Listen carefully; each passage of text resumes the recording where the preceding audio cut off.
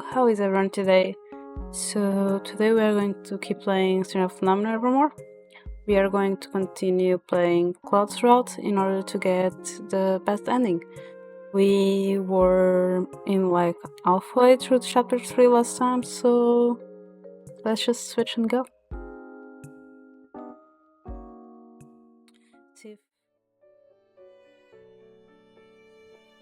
Let's see if we can finish it today or not. Load. He blushes immediately. The endearing flush on his cheeks makes me laugh. I love you, Klaude. I love you too, darling.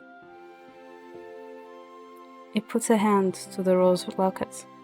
With all my heart. I loop my arm through as we make our way through the gate.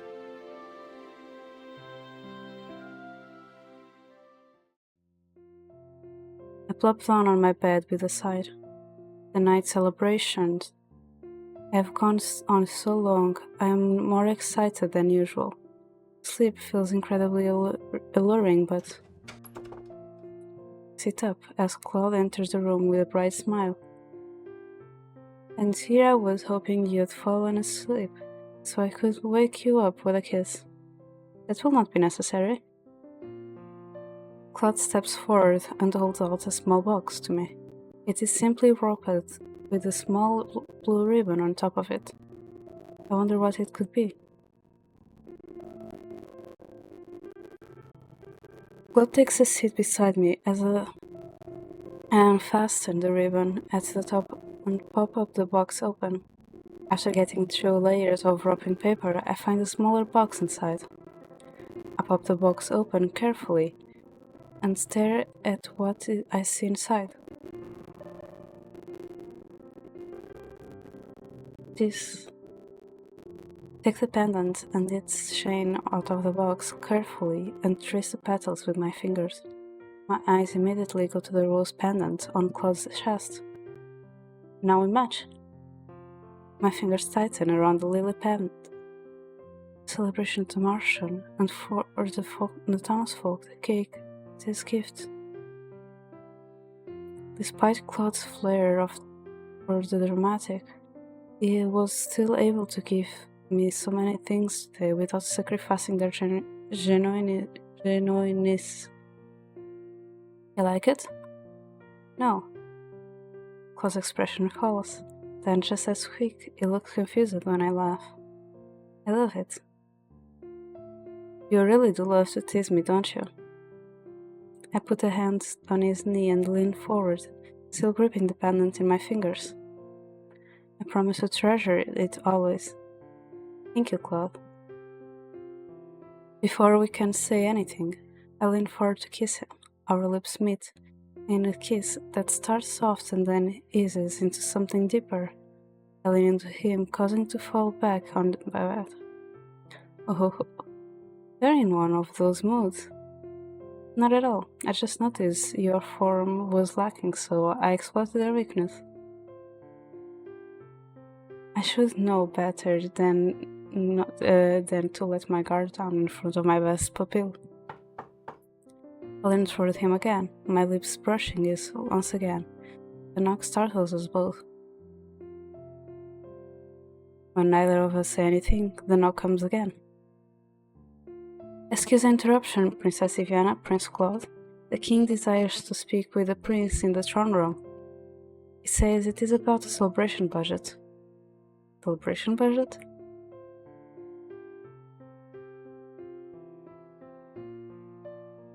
Klaude rolls out from underneath me with a sleepy smile. Ah, right, I suppose that is important. He calls back that he will be at the throne room shortly. The maid leaves, her footsteps echoing out in the hall. What is this about, a celebration budget? Well, many of the supplies we set up in the town for your birthday celebration had to be paid for from a fund. Can't you help but fund some of these too, in honor of our marriage, but smiles sheepishly. I am afraid I have yet to explain that part to the king. I stifle a sigh as he smooths down his clothes. I am about to wave him off when he leans down in front of me once more. I uncurls my fingers from around the lily pendant and holds it up. If you don't mind, darling. He leans back to clasp the necklace at the back of my neck. When he pulls away, the lily pendant hangs from my neck. The small way reminds me of the glass slipper necklace I used to have in this same place. I'll see you later, Diana. The two of us say our goodbyes before he rushes from the room, leaving me alone to think on the events of the day.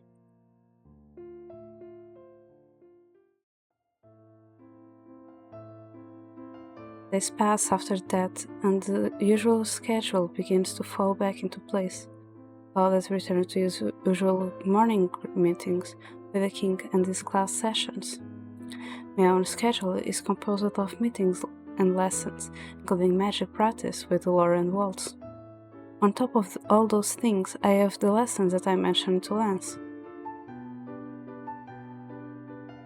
Lance took my suggestion and to ask Klaude for assistance to Heart, which means that I had to find a time that worked for all three of us. In the end, we decided on a time after Klaude's lesson. That is why we are all gathered in the dining hall now. You're so stiff, you could be a sculpture. Lance attempts to relax his shoulders and ends up slouching. Llama, have you forgotten all of those lessons we took together? I thought your memory was better than that. Lance smiles sheepishly. I notice his eyes flicker to me, then down to the floor again. Am I making him nervous? I could leave. No. They both speak at the same time. Klaude sighs as he runs a hand through his hair. For a few moments, annoyance flickers into his expression, then quickly fades away. I'm sorry, Karma. Apologize by getting it right. I know you can do this. We both took speaking lessons together. Now, start again. Lance once again squares his shoulders and looks at me as the two of us solemnly. He is about to speak when Klaude holds out his hand. When do you look so angry? Why do you look so angry? If you have that skull fixed to your face, you'll intimidate your audience. Lance cringes as he tries to settle his expression to something gentler. A small smile slips onto his face, and Klaude sighs again. Now you're smiling. What exactly is the problem? You know the problem. I'm terrible with crowds. I'm terrible at crowds. No, that's not it.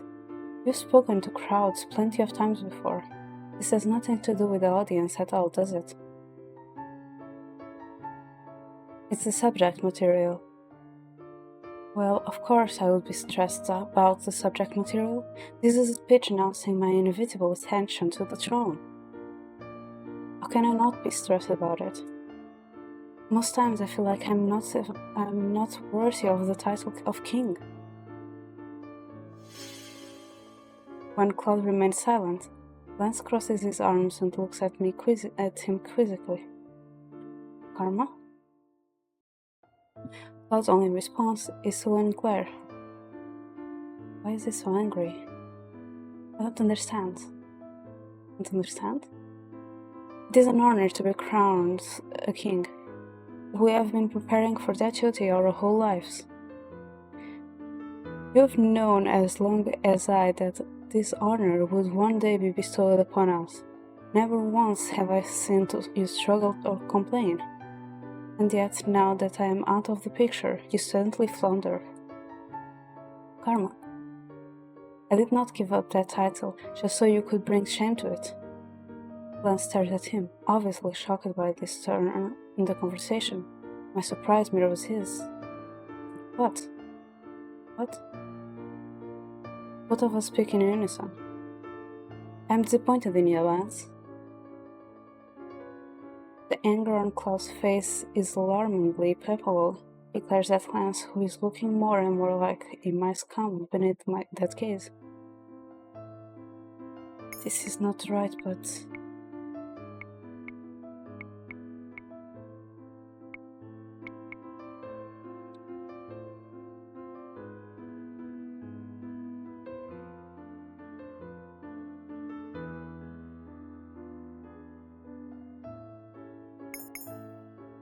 I thought this was meant to be a practice session, not a lecture. Just deciding someone is not assisting them, Klaude.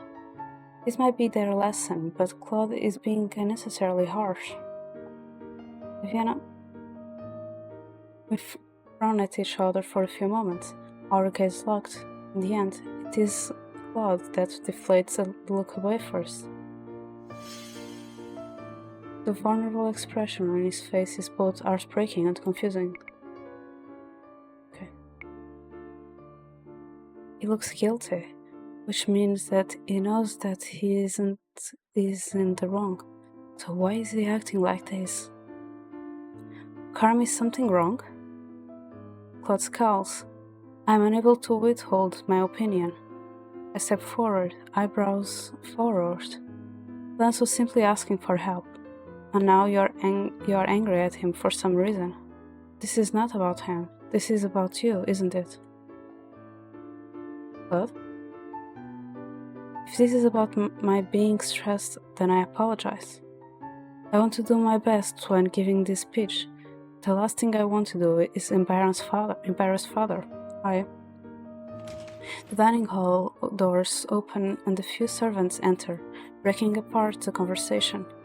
Lance and Klaude immediately fix a smile to their faces as if nothing has happened.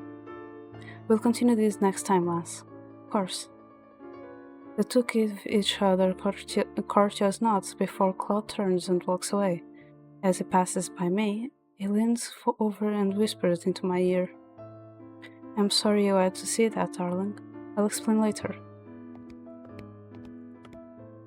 These are the last words he speaks before he leaves the dining hall. Not too long after he has left, I follow behind, gripping the little necklace tightly in my fingers and grumbling to myself. Hi Lyle, how are you?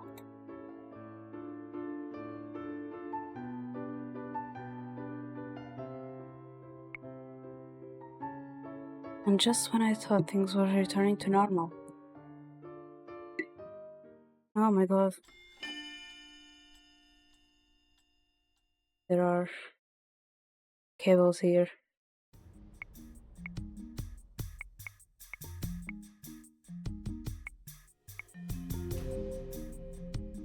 This will be the last point, Princess. Turin rushes forward without counting down to the last second. She holds a sword low, and I can tell that she means to strike at my hip. I'm doing okay too. I bring up my blade to block her attack. The swords glide, but not for long. Her blade slides past mine and rises to meet my shoulder. I step back just in time to catch her next strike. This was supposed to be a practice session with Klaude, but he disappeared early this morning before I could catch him. Ever since that strange fight happened with his brother, he has been conventionally busy. Why is avoiding me? I am barely able to dodge Julian's next strike as I delve deeper into my thoughts. It is not just Claude's business that bothers me. Ever since he and Lance fought, I have been having nightmares that are most likely fueled by the Tenebral. They seem to be an after effect of negativity energy. I feel an agitated strand of electricity sneak its way up my arm and quickly shake it off before Julian can touch me. Though I am fast enough to dispel the magic, I'm not quick enough to bring my sword up in time. Julian gains the final point by tapping her blade on my shoulder. You're distracted. Are you okay, Princess? I'm fine. Does this have anything to do with Prince Klaude? He seemed a little off kilter lately. Carlin said yesterday that he looked tired enough to collapse right there in the hallways. He is, as always, overworking himself. He'll be fine. He's obviously not alright. I should try speaking with him later. Step the sword I am holding. Thank you for agreeing to meet for practice on such late notice. It's always a pleasure, Your Highness. It's an honor for Carla and I to help you with your swordplay. After sitting her own sword, Julie and I make our way over to the tree stump where we have stored our supplies. The last items we pick up are the flowers resting carefully at its base. We make our way silently through the trees and into a clearing where a single gravestone lies illuminated with the gentle sunlight. Julian heads over to the gravestone first and sets down her flower. Hello, Fritz. She smiles as I set down my lily. I take a step back to look at the gravestone, which has Fritz's name and title engraved into it. Fritz. For a few moments, I am stuck staring at the gravestone in quiet contemplation. No matter how many years pass, I will never forget the smile he wore on his face as he died, or the apology he uttered with his dying breath. After everything that he did, the last I can do is visit him here once a month to pay my respects. Normally, it is Klaude that is here to pay his respects with me. I lean down beside the gravestone and speak to Fritz briefly. It is a small thing, just a simple prayer for him. June does the same. When we are done, bow my head slightly and whisper, I hope that you are happy wherever you are, Fritz. After we are done, we head back to the palace together. Our time together is brief. We both have our own commitments for the day. June has nights she must supervise, and I have an obligation to meet with my father and the counselors. After exchanging farewells at the front gate, we both go our own ways. Much to my surprise, the throne room is devoid of the usual advisors when I enter. The king is sat at the head of a mostly empty table. Klaude is the only one that sits beside him. The two of them pause in their conversation to look up at me. Klaude flashes me a sheepish smile. I scowl back at him. The king looks between the two of us quizzically, but does not comment as I take my seat on the opposite side of the table. I thought this was a meeting to discuss the implementation of a new law. Where are the counselors? Father just smiles at me. There was a change in schedule. It turns out that the law we were meant to discuss today has not been appropriately plotted. The counselors were meant to have proposals ready today, but I concluded that many of them were not aptly prepared and thus decided to reschedule. Their disorganization is astounding. It is no matter. The meeting has already been rescheduled to a time that is more convenient for everyone. Seeing as the time has opened up, I decided to reserve it for the both of you instead. Father turns to regard Klaude. Have you given any thought of the situation I posed yesterday? I have. Situation. I know Klaude and Father met on a regular basis for these special meetings. Klaude does not tell me much beyond the fact that the king usually tests him in some way. Klaude turns to look at me, his expression sullen. The king gave me a hypothetical scenario a few days ago and told me to come up with a solution to it. The situation is this. A threat to the kingdom of Angel stands at the outskirts of the country. The threat is a group of dangerous witches. Witches. The word forces me to reflect on Angel's current situation. Though tension between witches and humans has significantly decreased over the past few years, there are still undoubtedly corrupted witches in our midst. It does not matter that the fairy tale curse does not exist anymore. There are still witches who use their magic to threaten humans. I have been trying my best to settle these affairs as a telegram bearer, but even my influence is not all powerful. I suppose the king scenario isn't inappropriate given the kingdom's current social climate. I think that, but I still cannot help but feel my heart sink at the thought. Though Claude tells me I should not blame myself for this incident, I cannot help it. Even though I am being helped by a lot of people, it is still my obligation to speak with the witches and smooth out the tensions between them and the humans. I shake my head as if to physically dispel the thoughts from my mind, then turn my attention back to the conversation at hand. In this scenario, the witches have already armed some of the citizens. Notification.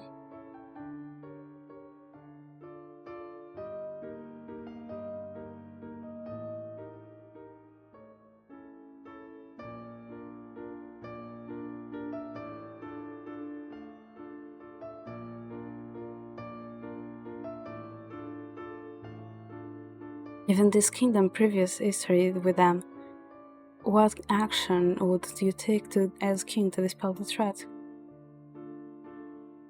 Both father and I stare critically at Klaude.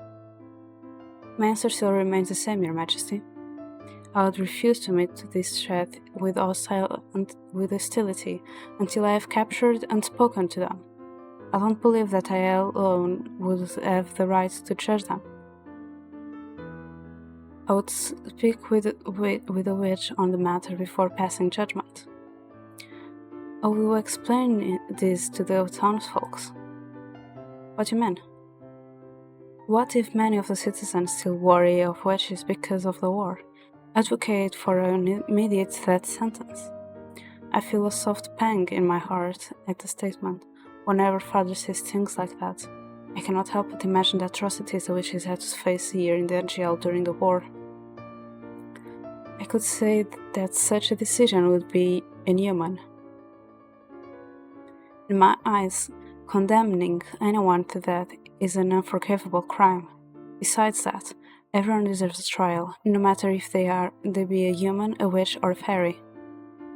Even given Diviana's efforts to heal the divide between witches and humans, the rift still exists. The relationship hangs on a precious thread. If we disregard the trial, we risk harm that already fragile relationship. Then what would you do when faced with this imminent threat? It goes without saying that I would speak with the Tenebrarum bearer first, since she and the Dulcis bearer are in charge of maintaining peace and at the most basic level. It is an imperative that we seek their counsel first. At the same time, we should prioritize the safety of the citizens that might be in danger. Second, intensify security. But no action needs to be taken before we ask for the opinions of the bearers. In this scenario, it would make more sense to speak with the Tenebrarum bearer first. Imagine that the Tenebrarum bearer is unavailable in this situation. The sole responsibility to act lies on your shoulders, Klaude. So this is an Otome game. It starts with Cinderella Phenomenon. It's like the prequel of this game. It's the first game and it's free. And it's basically we are a crown princess of a kingdom, and we don't remember most of our past. We just remember our relationship with our mother and small things. And there is something going around that is a fairy tale curse. That is something that was created during the witch genocide, the Great War, depending on your point of view. So we end up being cursed with that fairy tale curse, and we learn more about our kingdom from a different point of view. We got a Cinderella curse. So basically, when you know that Cinderella goes from rags to riches. In this case, since we are already a princess, we go from riches to rags, and everyone forgets about us, except people that have the fairy tale curse, or fairies and witches. This in order for us to learn more about ourselves, to learn more about our past, in this case that we are half human, half witch, and that our 18th birthday is a really important date. That is when a big event is happening. In the process, we start of being a better person. We start developing relationships with other people, in special 5 guys. Rod, that is our step sibling, like our father married his mother, so like we aren't blood related, but yeah. He has the mermaid curse, Little Mermaid curse, so he remembers us. He's the only one from our family that remembers us. Then we have Rumpelstiltskin, aka Chevalier, that forgets his name, and because of that we call him Rumpelstiltskin because he has a Rumpelstiltskin curse. Then we have Klaude, that is here, or Karma. Karma is basically all the letters of his name together. Like Karma has 5 different names, and the first letter of its name makes the word Karma. And he had the Beauty and the Beast curse. And these 3 characters are unlocked, and then when we get 4 different endings, we are able to unlock Fritz, that has the Little Red Riding Hood curse, and Waltz, that has the Neverland or Peter Pan curse. Also, some Otome games are like you develop feelings with the characters, and the one that you got more close on the chapter, that's the guy you get the image in the end. Others like this, you pick the route. Like you have a common route, like 1-2 chapters, and then you go and they are like, okay, now pick a route. Which guy do you want to go for? Which is this case. The previous game had 10 chapters, and there's a good ending and a bad ending. This one is a sequel. We don't have like all that drama. Like the other one is like literally a drama, a romance, like everything. Here is more like we developing our relationship with the character, with the male character, and seeing the effects of what happened in the previous game. This game has only 6 chapters each, and has a good and the best ending, which means there is no bad ending. So yeah. This, however, the sequel isn't free. It was €8, I think, something like that. But the sequel is free, so the prequel is free, so that's a good start.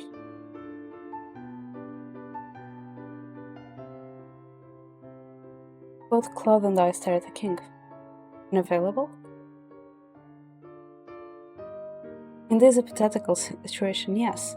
Perhaps the Tenebraran bearer is in an important meeting. Whatever the case, she's unavailable. Also, I bumped into this game because I was trying to find games that were related to fairy tales, and I found the first game that Daisuke released, that was Locked Heart. It's really difficult for you to find now, but they had a game called Locked Heart, and I played that game, and then I discovered that they had Cinderella Phenomenon, and then I went to uni, and they released the Cinderella Phenomenon Evermore, and I was like, oh my god, I love this! And like their art style is really beautiful, the way they put the fairy tales here and there. Like sometimes in the first game it was like little Easter eggs, here it's like a fairy tale curse. I really like it. Well, if you cannot rely on anyone else, what decision do you make? Klaude looks at the king, composed but quiet. He looks like he's struggling to figure out what to say.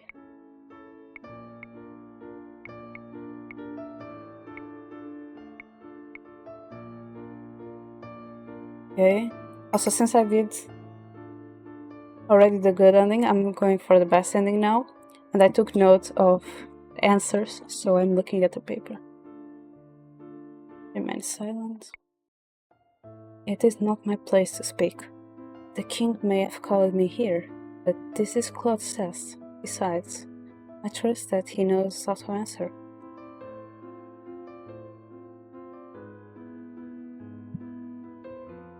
Klaude finally speaks, a little hesitantly at first.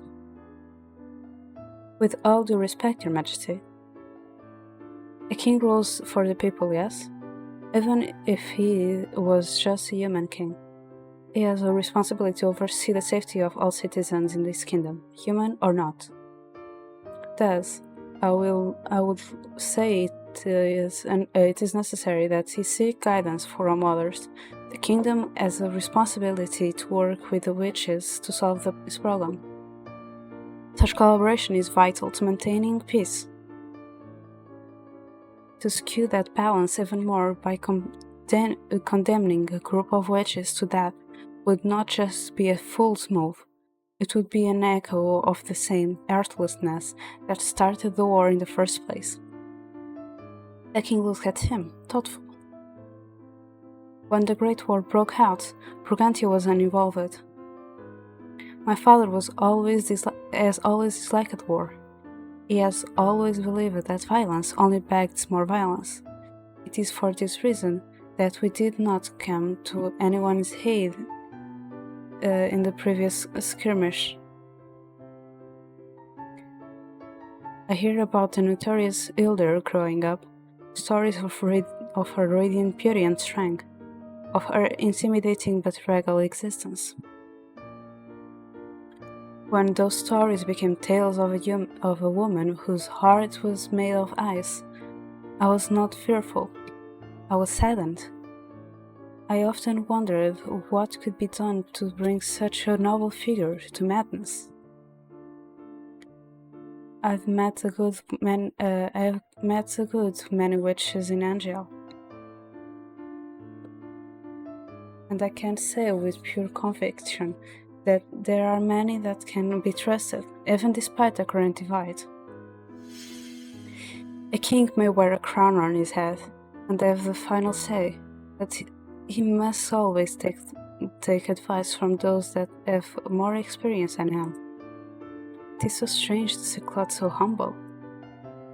Speaking outside of hypotheticals, Your Majesty, I am extremely lucky. Viviana will make the perfect queen. She's a natural-born ruler who has learned balance better than any of us. I still manage to be flattered, no matter the situation. I say that, but I cannot help but smile. At first, there is no immediate response to Klaude's words. Father looks thoughtful as he strokes his chin, taking in his words. Then abruptly, he laughs. Klaude flushes faintly. Did I speak out of line, Your Majesty? No, not at all. I'm just amused. I do not know the Brigantian king well, but on the occasions that I have met with him, he has spoken just as you have. He is a man that upholds his morals no matter the danger. Some may say it is selfishness or naivety, but in the end, he has always strived for balance and peace. That is the reason you took up the sword, isn't it? To protect the peace. The flush on Klaude's cheeks became a dark pink. Seeing him so embarrassed in front of the king makes me smirk. Yes, Your Majesty. I should also mention that he plays with swords because he finds them flashy. Viviana, darling! The king laughs, before waving the comment with a smile. I am not worried about you, either of you. When the time comes for you to wear crowns, I know that this kingdom will be in capable hands. It is a blessing that I still have Father here to help guide my hand. The heartbreak. The next route. The heartbreak. Oh. I have always been prepared to take on responsibility as the queen, but I also know that this is a very heavy weight. I am glad I am closer with Father now, that I can seek his counsel. Both of you are excused. Your Majesty? That is all I required of you today, Klaude. The same goes for you, Divyana. I will let you know when I have rescheduled the meeting with the advisors. Both Klaude and I sighed in unison when the king excuses us. The two of us have barely left our seats when the king speaks again. I'm sorry, Divyana. Sorry? I hope you didn't find that scenario offensive in any way. Perhaps once I may have, but I understand father's reasoning. I am glad that he is making an effort to understand my feelings at least. I never meant to imply you were not doing your job keeping the balance as a Cinderella bearer. I'm proud of you and the work you put into this kingdom. Thank you, Your Majesty. I wouldn't mind being called father every once in a while, you know? The two of us exchanged smiles before I turned back to Klaude. By the time I turn around, however, he is already at the doors. Even as I watch, he passes through them without glancing back. My earlier contentedness fades away into agitation. He's not getting away. I hurriedly say my farewells to the king before rushing out the door after Klaude. Klaude has only made it a few steps down the hallway when I hold out my hand and gather eyes at my fingertips. The ice gathers at Klaude's feet and throws him in place. Not so fast, coward prince. Divyana, love, did you stop me just so you could tell me how impressed you were with my performance in there? He seems about to say something else before he stops to look at me. The glower on my face must be intense, for it makes his good cheer wither away immediately. Explain now. Oh, you mean about the... Klaude stops to glance at someone approaching behind me. I barely have any time to follow his gaze before I notice that Lance has stepped in between us, frowning. Karma! Karma? Lance narrows his eyes at him. I challenge you. What? I challenge you to... Excuse me? Lance's eyes widen when he sees me standing there. He eyes at my fingertips, then at his brother's feet, before criveling, stepping back in with an apologetic smile. Sorry, I got so riled up I didn't even realize you were standing there, Princess Divyana. You should freeze his feet to the ground for that, Divyana. I ignore Klaude and turn to Lance. I need to speak with Klaude about something important, Lance, so unless this challenge of yours cannot wait, I'll prefer you come back later. Ah, my apologies. It's typical Brigantian tradition to challenge those who you want to prove yourself to. Lance narrows his eyes at Klaude. That is why I am here to challenge you, Klaude. In the end, he is so riled up, he completely ignored me. Klaude looks at him for a few moments disgruntled, then he smirks.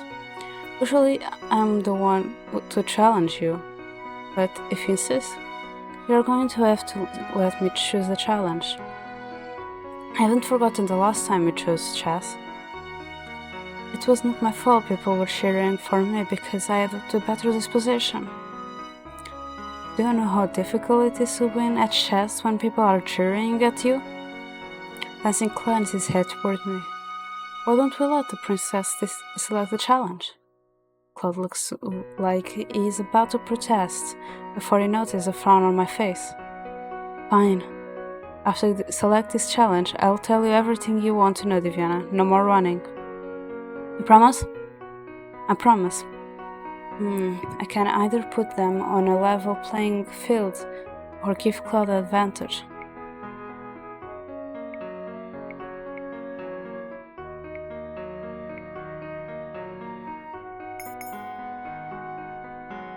We're fighting.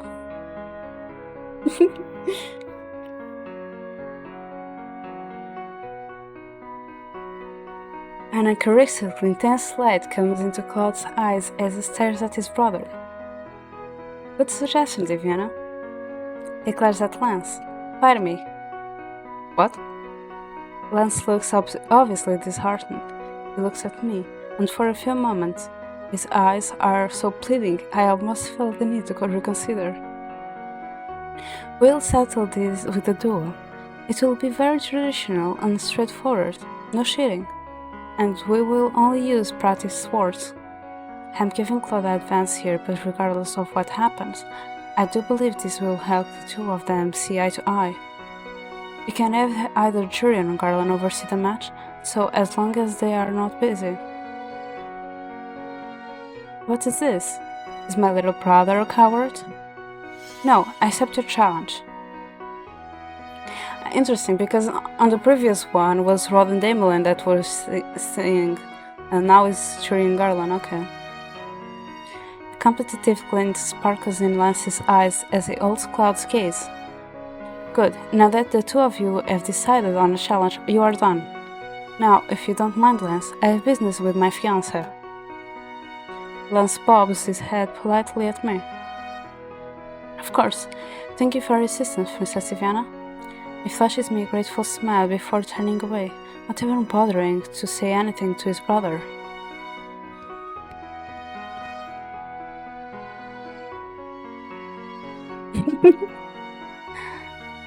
Hi Crimson, how are you? To be fair, I feel like Karma is a hot redhead Akiman, to be honest. Especially on the first game. That's why it's my second favorite. Once Lance is gone, I turn to Klaude with my eyebrows raised, also because of his I don't know, I just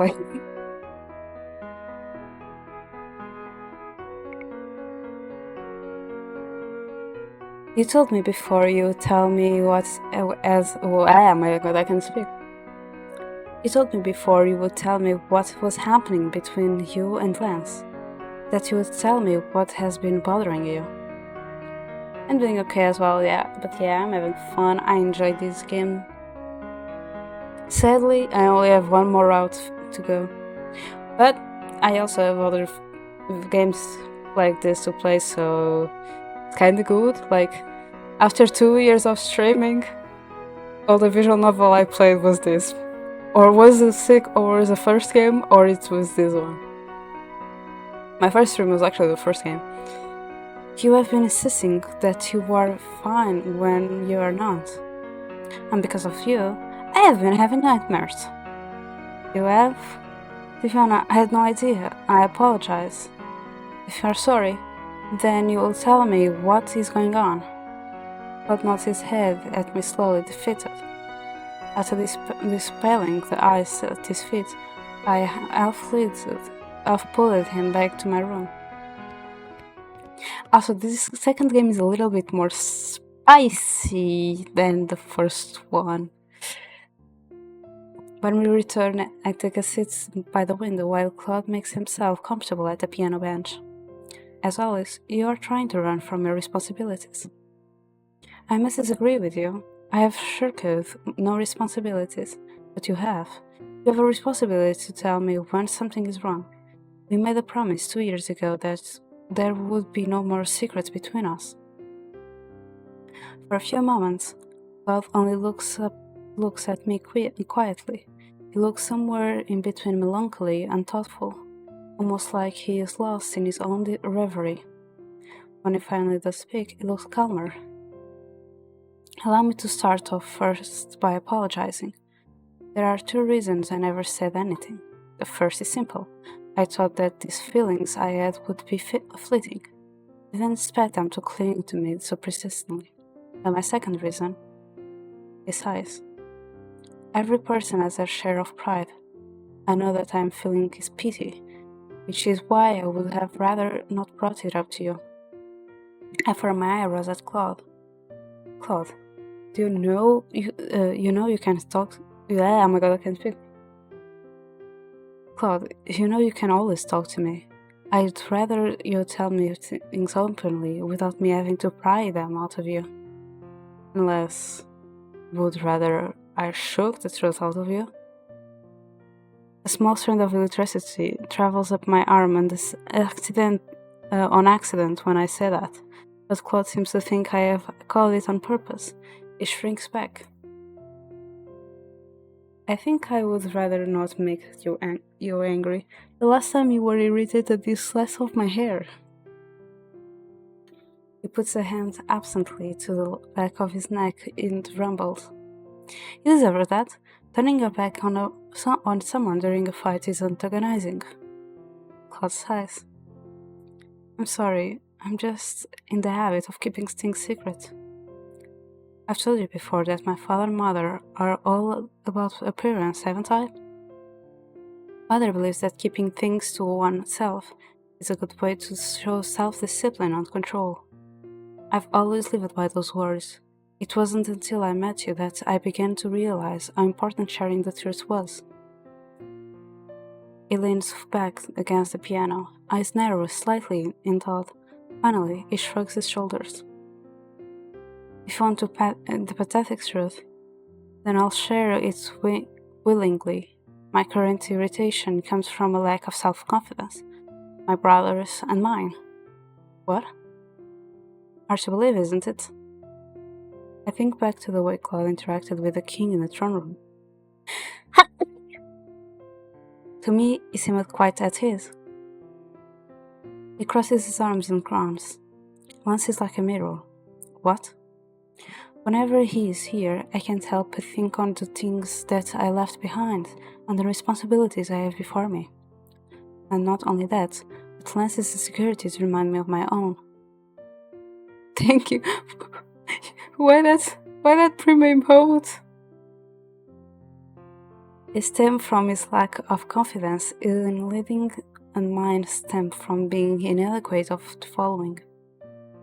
All my life, I've been training to be the Burgundian king. I was a good student. I could afford missing my lessons because I was naturally gifted. I don't mean to, Claude, I swear. Of course not, he sighs. Anyway, here every lesson is a struggle. Your father holds different opinions on politics and responsibilities. Sometimes, when I am sitting in with the council listening to them make decisions based off of NGL's conflicted history, I feel out of my element. Staying with you in NGL was my choice, and I wouldn't change it for the world, but sometimes I miss home. I miss the comforts of responsibilities that I know. So the reason you were so irritated at Lance earlier was because you are jealous of him? I suppose if you wanted to simplify the problem, yes, but jealously is such an ugly word. Ugly. Why did I say ugly? Oh my god. He runs a hand through his hair and sighs. On my most dreadful days, I cannot help but feel that I was easy to replace in the first place. I've always been well liked by everyone. But you and us are nothing alike. No, not at all. But I at least know he's just as capable of being competent. Yet, when I see him now, being so insecure of himself, I feel doubly irritated. If he's going to take up the title that I have been training for my whole life, the least he can do is take it seriously. So in the end, you worry about him. Claude looks at me surprised. Am I wrong? You worry about him, and you worry about yourself. The more I talk about it, the pettier it seems. This is why I didn't want to bring it in the first place.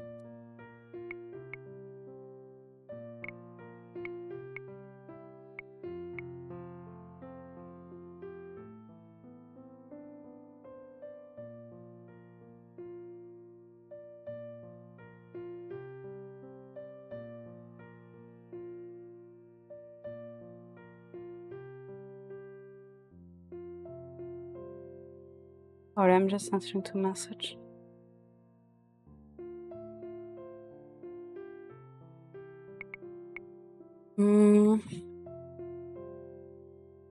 What's this? Perhaps a change of atmosphere is for the better. I'm disappointed, Chameleon Prince. Claude looks up at me, startled. What? Claude sometimes refers to himself by the nickname here when he's being dramatic, like during our sport practices. It's just an extension of his nickname from home, but it seems to do wonders with self-confidence. I stand and cross my arms. The chameleon prince I know is always overfilled with confidence. He faces his problems head on and does not let his emotions get the better of him. I would go so far as to say that he even shares his problems with confidence, without thinking them a weakness. The man sitting here before me is indeed a pity man, but only because he lowers himself to such. Viviana, I'm afraid you've been demoted to just chameleon now. Claude rises from the bench and takes a step toward me. Did you just say demoted? Your heart is as cold as ice, love. Perhaps, but at least I wear my ice-cold heart on my sleeve. Claude puts a hand on his chest and sighs out dramatically. Much to my relief, he is now wearing a smile on his face. And yet, that wasn't always the case, was it? Somehow, you always manage to upstage me, darling. You know how hard I've been working to be the perfect prince. Of course I do. And that is exactly why I think that you hiding things from me is so foolish. It might be wise to hide things in front of other people, but I am not just some other person, am I? Of course not. You see? You may think keeping your emotions stuck away makes you appear more confident, but I know better than anyone else when you are hiding something. Yes, because you are my fiancé, right? Of course, but also because I'm the Tenebran bearer. You couldn't hide anything negative from me even if you wanted to. A fair point. In retrospective, this whole problem was far more exaggerated than it needed to be. Claude winks at me. I never do anything half-heartedly, darling. I'm relieved that the gloomy mood from earlier is dissipated. One of the good things about Claude is that he usually recognizes when he is in the wrong and tries his best to remedy the situation quickly. He's just stubborn and needs to learn to rely on me more. What happened to the sophistication you displayed in the throne room earlier? Oh, I'm always a picture of sophistication. Right. That smiles becomes softer. Anyway, thank you, Viviana. I think I needed that talk. It is ironic that Claude is the one that taught me that secrets are dangerous when he himself is still learning to share them. You do not need to thank me, but shouldn't you apologize to Lance? Claude's expression snaps into something somber. Nonsense. Lance and I will figure this out as we always do, by competing one-on-one. Passionate challenge always encourage Lance to spill the contents of his heart to other people. I'm not the only one in my family who is good at keeping secrets, you know. The moment Claude became engaged to you, I became next in line for the Burgundian throne. Father has been waiting for me to give a speech officially announcing that. And how is the speech going? Terribly. I die a slow death in front of a large crowd. Claude has always been better at the spotlight than I have. I prefer speaking to people one-on-one. Speaking to people. Thank you for the follow. What's up, John? I appreciate it. Large crowds are terrifying. Is it possible that there is more to worry than Lance was letting on? Don't worry about Lance. I only ever provoke him when I need him to talk to me. It's my responsibility as an older brother to set him straight, after all. How are you?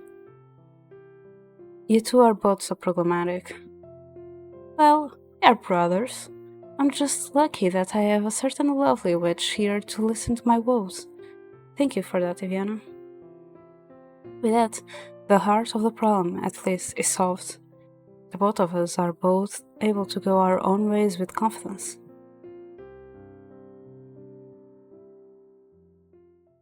I'm doing okay, how are you? Things have finally winded down the way when I make my way. What? Huh? Things have finally winded down for the. Oh my god, I was reading too fast. For the day when I make my way back to my bedroom. I'm almost there when I stop, seeing two familiar faces. Oh, Diviana! Good evening, Princess Diviana. Both Emmeline and Lance smile at me. Hello, Emmeline. Hello, Lance. I glance between the two of them, curious. Are the two of you on some nighttime stroll? Well, I need water for Emmeline's voice. Okay. Oh no, Princess Lance was assisting me with the dance lessons. Dance lesson? Normally, Rod helps me with dancing, but since we've been learning a Brigantian style dance this week, I had Lance assisting me instead. In exchange for the extra dance lessons, Emmeline has been helping me with some other things. Other things? Are you heading back now? I am. I saw Klaude passing by earlier. He seemed in better spirits than before. Lance's expression darkens at the mention of his brother. Karma. Emmeline looks at him curious. Oh, right. You have that challenge with him in a few days. It seems that they figured it out in time then. Lance narrows his eyes. I will destroy him. Oh my! And here I thought Rod and I were competitive. Anyway, we're going to head out now. Good night, Diviana. The two of them pass me by, and I continue on my way to my bedroom. I can't read today, I don't know what's happening. The first thing I see upon entering the room is Klaude standing in front of the wardrobe, looking deep in thought.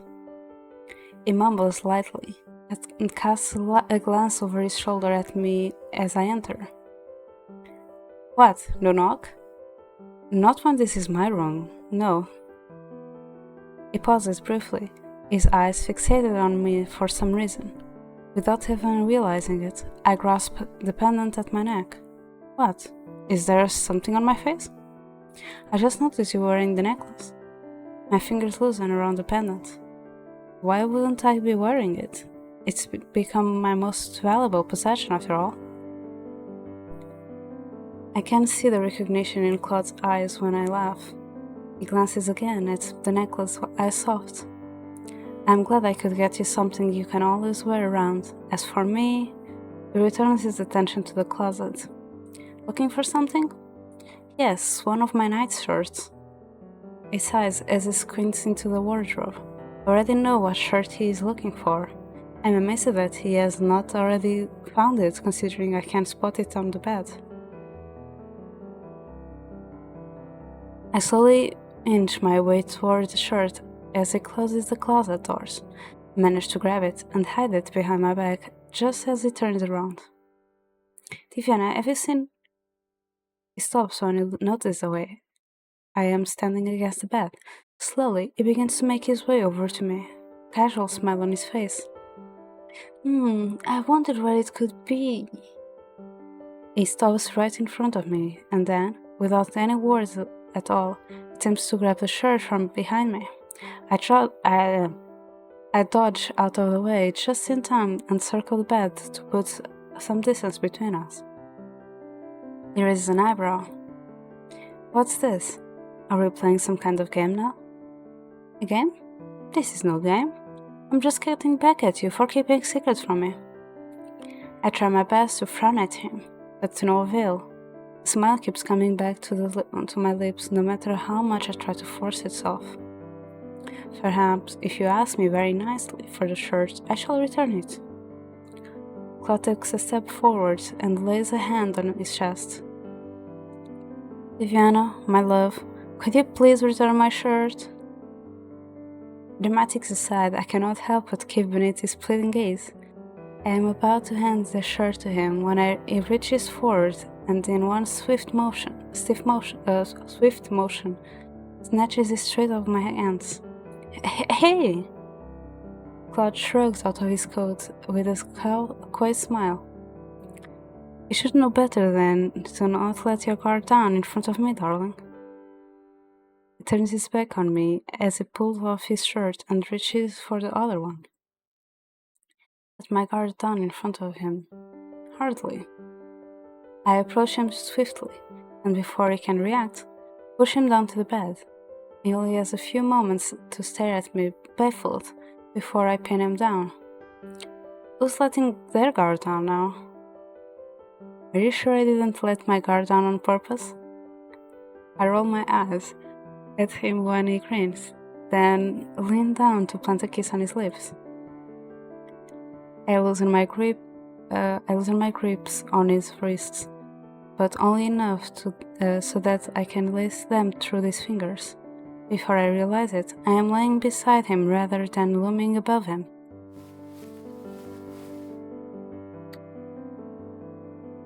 I keep forgetting. If I'm being honest, I much prefer this to you pinning me down to the bed. Why? Does your self-esteem crumble when I get the better of you? Still sharp as a knight's blade, I say. Sharper than you, in any case. Claude opens his mouth to say something, but I do not give him the chance to retort. I seal his lips with a kiss. He pulls me closer and brushes a finger against my lips. It truly is impressive that you always manage such sharp words even in moments like this. I have to admit that you have the better comebacks. Are you actually admitting that I am better than you at something? I have to give you credit where credit is due. He draws closer to me and sets his hand on the small of my back. His lips once again brush mine. I can feel the heat rise in my cheeks and, fearing that I am blushing, quickly bury my head into Klaude's chest so he cannot see my face. I can feel his laugh reverberates through my body. You're embarrassed? This is endearing, Viviana. You realize you do this to yourself too. I have no idea what you're talking about. You remember last time you set up the rose bath for me? And then threw a towel at me and screamed when I insisted you to join me? Why would you bring that up again? Because seeing your blushing smile is a precious thing. He puts a hand to my face and tilts my head up towards gently. His lips are already parted when they met mine, and they are all that I can focus on. I can't focus on anything right now. I barely notice when Klaude runs his hand down the small of my back, his lips still pressed to mine. He breaks the kiss and trails his lips down to the side of my neck. I can feel his warm breath in my ear, even when he whispers. Well, I'm assuming you pushed me down for a reason. My heartbeat is too loud for me to even process my reeling thoughts. I decide to let my retorts go when Klaude presses his lips to mine again, sending a shiver of warmth down from my head into the rest of my body.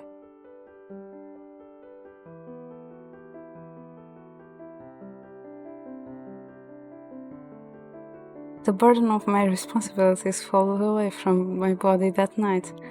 All that remains as I fall into the comforting silence is Klaude's warmth and his gentle breath at my neck.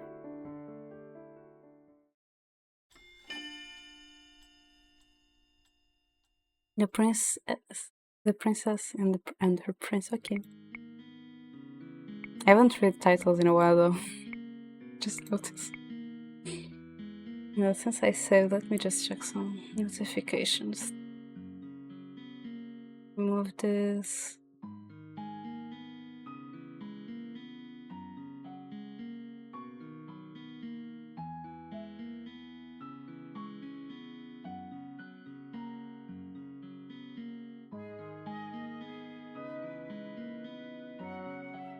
A council made up entirely of witches, huh? Laura looks thoughtful as she pulls a mug out of hot chocolate toward her, Parfait seated beside her.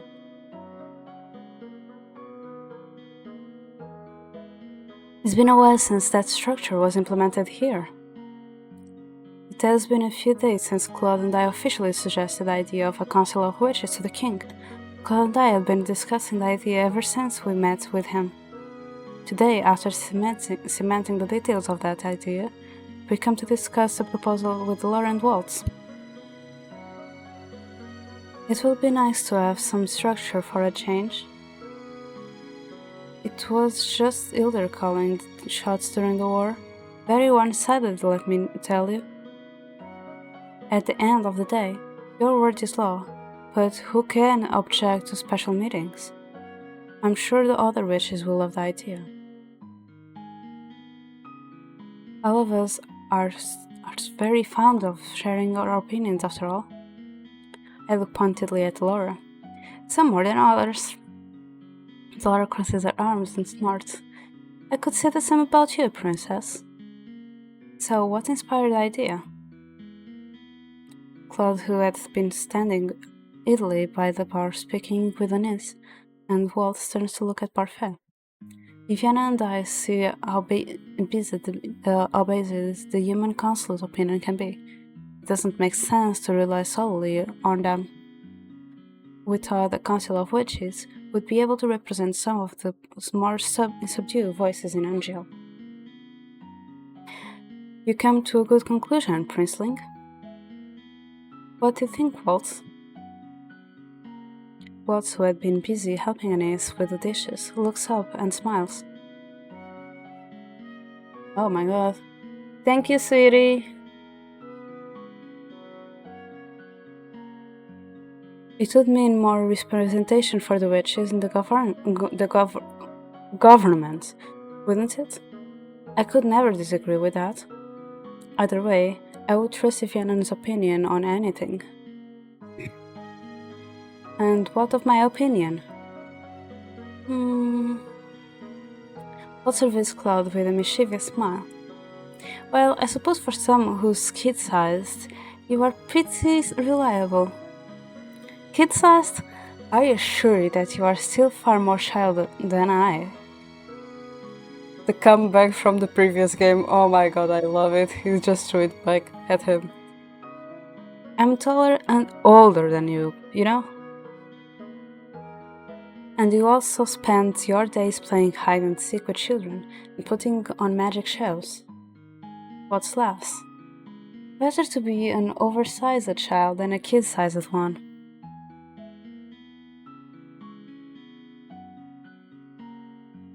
Perfectly as her throat, and the two men stopped to look at her.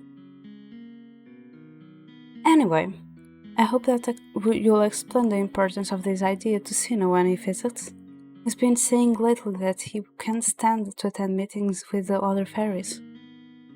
Laura grins. What? Is he calling them useless again? Actually, he calls them irritating. I think maybe he could learn a thing or two from Viviana's dedication to teamwork. Sino would scream if he heard you say that. Cinnamon is Parfait's blood-related cousin. He is apparently the best candidate for succeeding her as a Lucis bearer, despite his young age. Lately, Parfait has been taking him to meetings to teach him more about the bearer's responsibilities. I've met him a few times and he is temperamental. Well, at least he's still a child. She casts a fond smile at Claude and Waltz. Thankfully more a child than you two are. I'm not sure whether to be offended or not. Laura smirks and shakes her head. Well, ignoring our cinnamon problem. She glances between Claude and I. You two can rest assured that we'll start looking into setting this up properly. She turns to Claude and raises an eyebrow.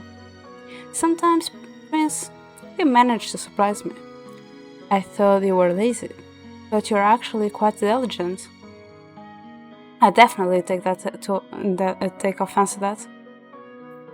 The room erupts into laughter, as Ananias, who had been busy with her work, stops to beam at us.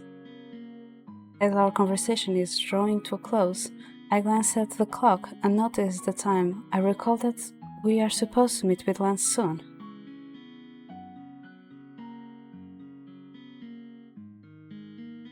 We should probably be going now. Klaude has important matters to attend to. Do I? I don't seem to recall. He stopped speaking when I glare at him. Perhaps you need to try a little harder to remember then. Klaude only sighs when I grab his arm and pull him out the door of the marsh in the direction of the challenge venue. The two of us have barely made it a few steps into the main plaza when I turn to look at Klaude, eyebrows raised. Is there a reason for your footsteps are so heavy and slow? You don't really mean to annoy Lance Evermore, do you? Of course I do. Don't you purposefully try to get on your siblings' nerves sometimes? Oh, love, you're no fun. Convenienced me when he came to jail early, so it's only right that he get back at him by showing up to his challenge late. Shouldn't you be the bigger person and... Oh, Diana, look! He brutally taps my shoulder and points at a stand selling familiar cupcakes. We have already been to this place on multiple occasions. The moment the stall owner sees us looking, he raises his hand in greeting and beams. What say we make a quick stopover for a cupcake first? As always, he just loves to change the subject. Are you sure that's a good idea? You might not be able to concentrate after eating so much sugar. Nonsense! Sugar could never ruin my concentration. You say so.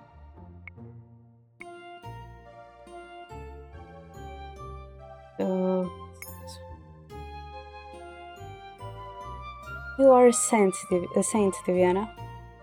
He takes my hand and begins to hum as we make our way to the dessert stand. Klaude ends up selecting a delicately shaped rose cupcake. He asks me if I want one, but I decline the offer. As always, he spends more time than necessary on this. I'm beginning to wonder if we should have just ignored the stand altogether when I pause, distracted by Klaude murmuring. Maybe we would like this one? Or this one? What are you doing? Looking for a cupcake for Lance, of course. It will be a peace offering and a consolation prize when he loses.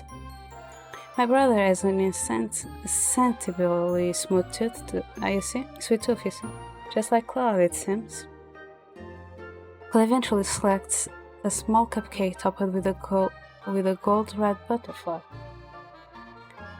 He says it is an account of the cupcake cherry flavor. Apparently, that is Lance's favorite flavor. We have both cupcake carefully packed away before we make our way back to the palace. Much to my relief, Klaude refuses to eat his own cupcake, if only because he does not have the knife and fork to do so. Just shove it in your mouth with your hands! Eventually, the two of us reach our destination. Garland stands in the usual forest clearing where we all have our prizes. Seated beside him on the tree stump is Lance. The two of them are engaged in a conversation when we arrive. Why don't you just ask her now, Sir Garland? Garland sighs, looking downtrodden. Because Jorian and I are both preoccupied with the security plans for Princess Vivienne and Prince Claude's wedding. But asking her a simple question wouldn't interfere with your plans any, would it? I want my proposal to be special. Oh? Are we discussing the marriage proposal that has yet to happen? Les and Garland both look up when we enter the forest. Klaude passes them by to set whatever things we have been carrying down by the forest trees. I know me. How are you? It's me.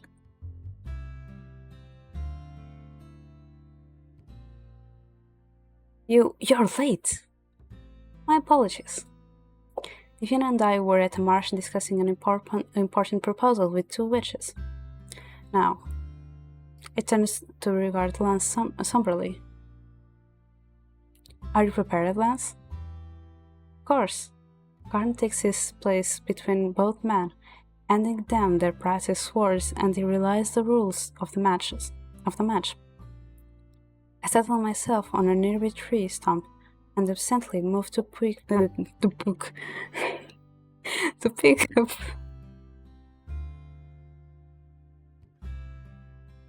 pick up the remaining practice sword.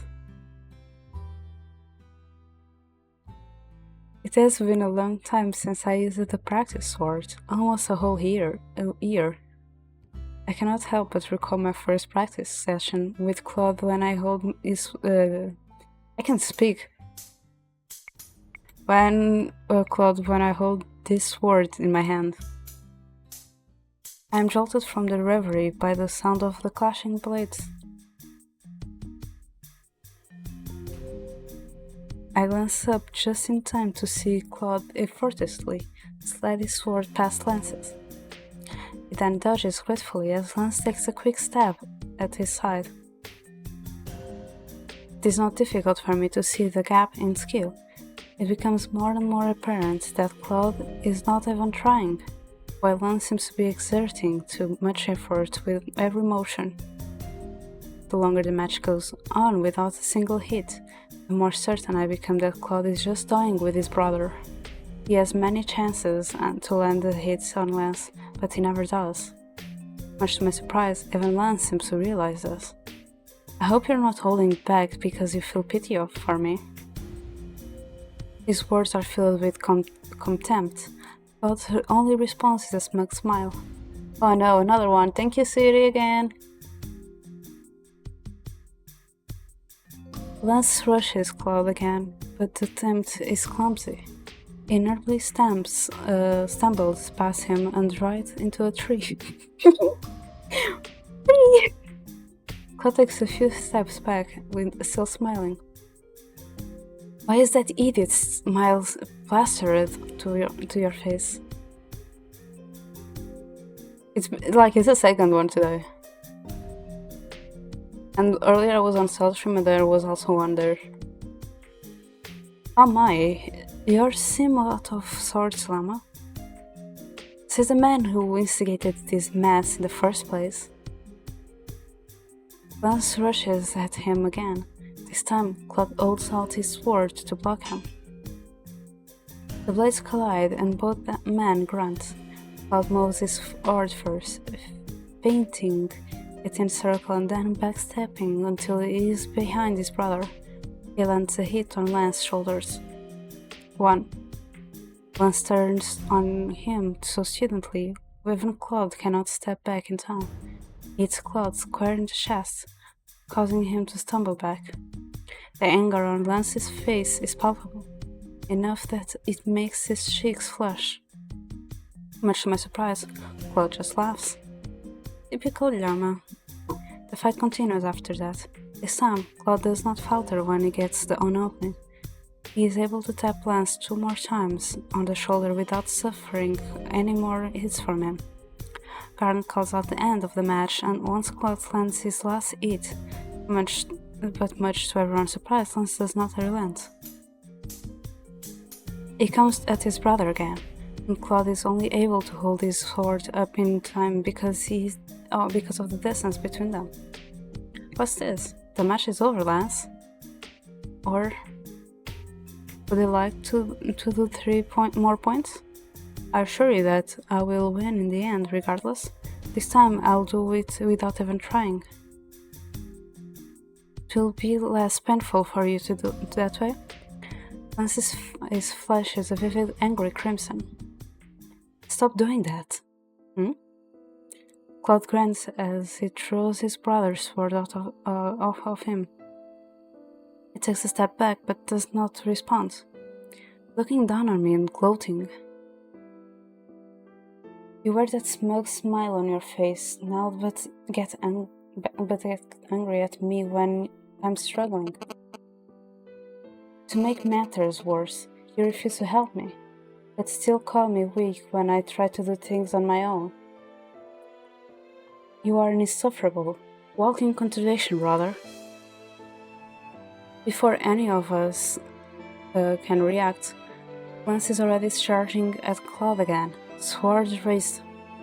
I move completely on instinct, holding out my hand to cast a spell just as Lance's sword cuts through the air. Lance's arms freeze in place moments before his blade connects with Claude's shoulder. His arms, now encased in a thin sheen of ice, are motionless.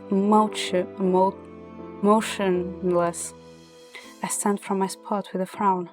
The match is over, Lance. The moment I release the spell, the blade falls from Lance's hands and lands with a thump on the ground. Without the sword, Lance suddenly looks craven. He takes a step back, his expression a mixture of guilt and sadness. I apologize.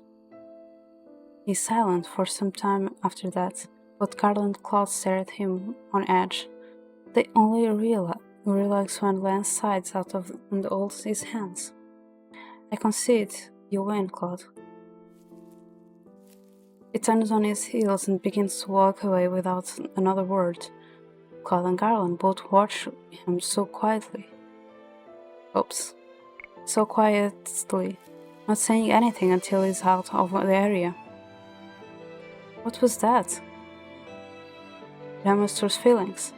He has a habit of not showing them until he's angry. This has always been how I've gotten him to speak with me. Before, I was the same way. I held my secrets close until I had them provoked out of me. Claude looks at his brother, disappearing back a little sadly. I'd like to think I've changed since then, but Lance... He shrugs his shoulders. Should we go after him? Is that wise? Most likely not. Usually when Lance walks off like this, he needs time by himself to reflect. And what happens when you follow him? He thinks I'm trying to antagonize him. I stare after Lance's retreating figure with reluctance. I told Claude yesterday that sharing one's emotions was the first step to solving one's problems. I can't just leave Lance alone like this. Be that as it may, I'm still worried about him. Maybe he'll speak to me. I'll go after him, and when you're ready to talk to him, you can come find us. Fine, I'll help Garland pack everything and then follow. He pauses to glance back at me now. Oh, and darling? Thank you for stepping in. I may have suffered a bruised shoulder had you not. He and Garland begin to pack up, and I see that as my sign to chase after Lance. And I see that as my sign to chase after Lance. After questioning some of the nearby servants, I am able to pinpoint Lance's location at the palace gates. I make my way there and find him standing close to the gate with his gaze upturned. He's staring up at the sky vacantly. He looks up when I approach, his eyes glittering with guilt. He quickly turns away. Hello, Lance. He responds with a small, sheepish smile. I apologize for my behavior. It was not very dignified, was it? I believe that Claude only antagonized Lance so he would tell him how he truly felt, but I also question whether or not he knows how to handle these matters.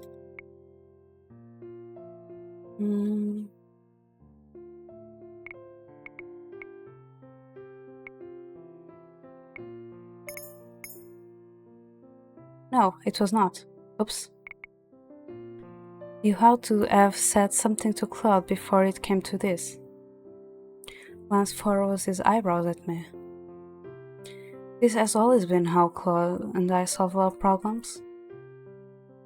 By driving each other to the pinnacle of fight. It deflates with a soundless sigh. Not very sensible, is it? No, not at all. It seems to me it would be a lot easier to tell someone how you feel before letting it get to that point. Otherwise, your public aggression mars people's opinions on you. You're refreshingly honest, princess. I hope you plan on scolding Claude for this as well. Scolding for what, exactly?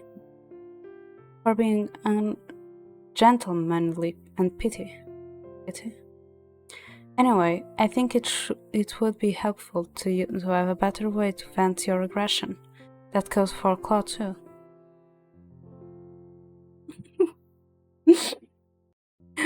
Well,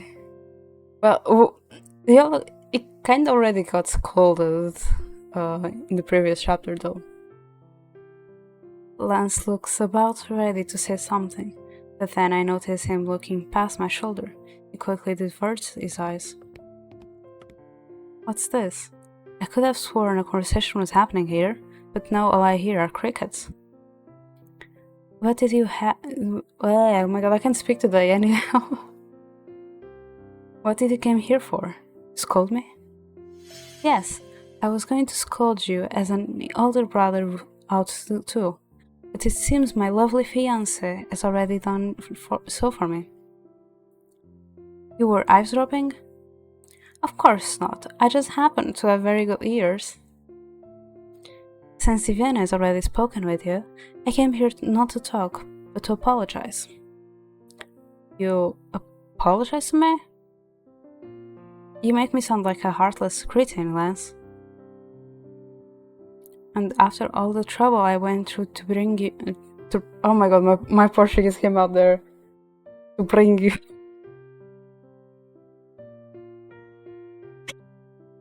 to bring you an apology.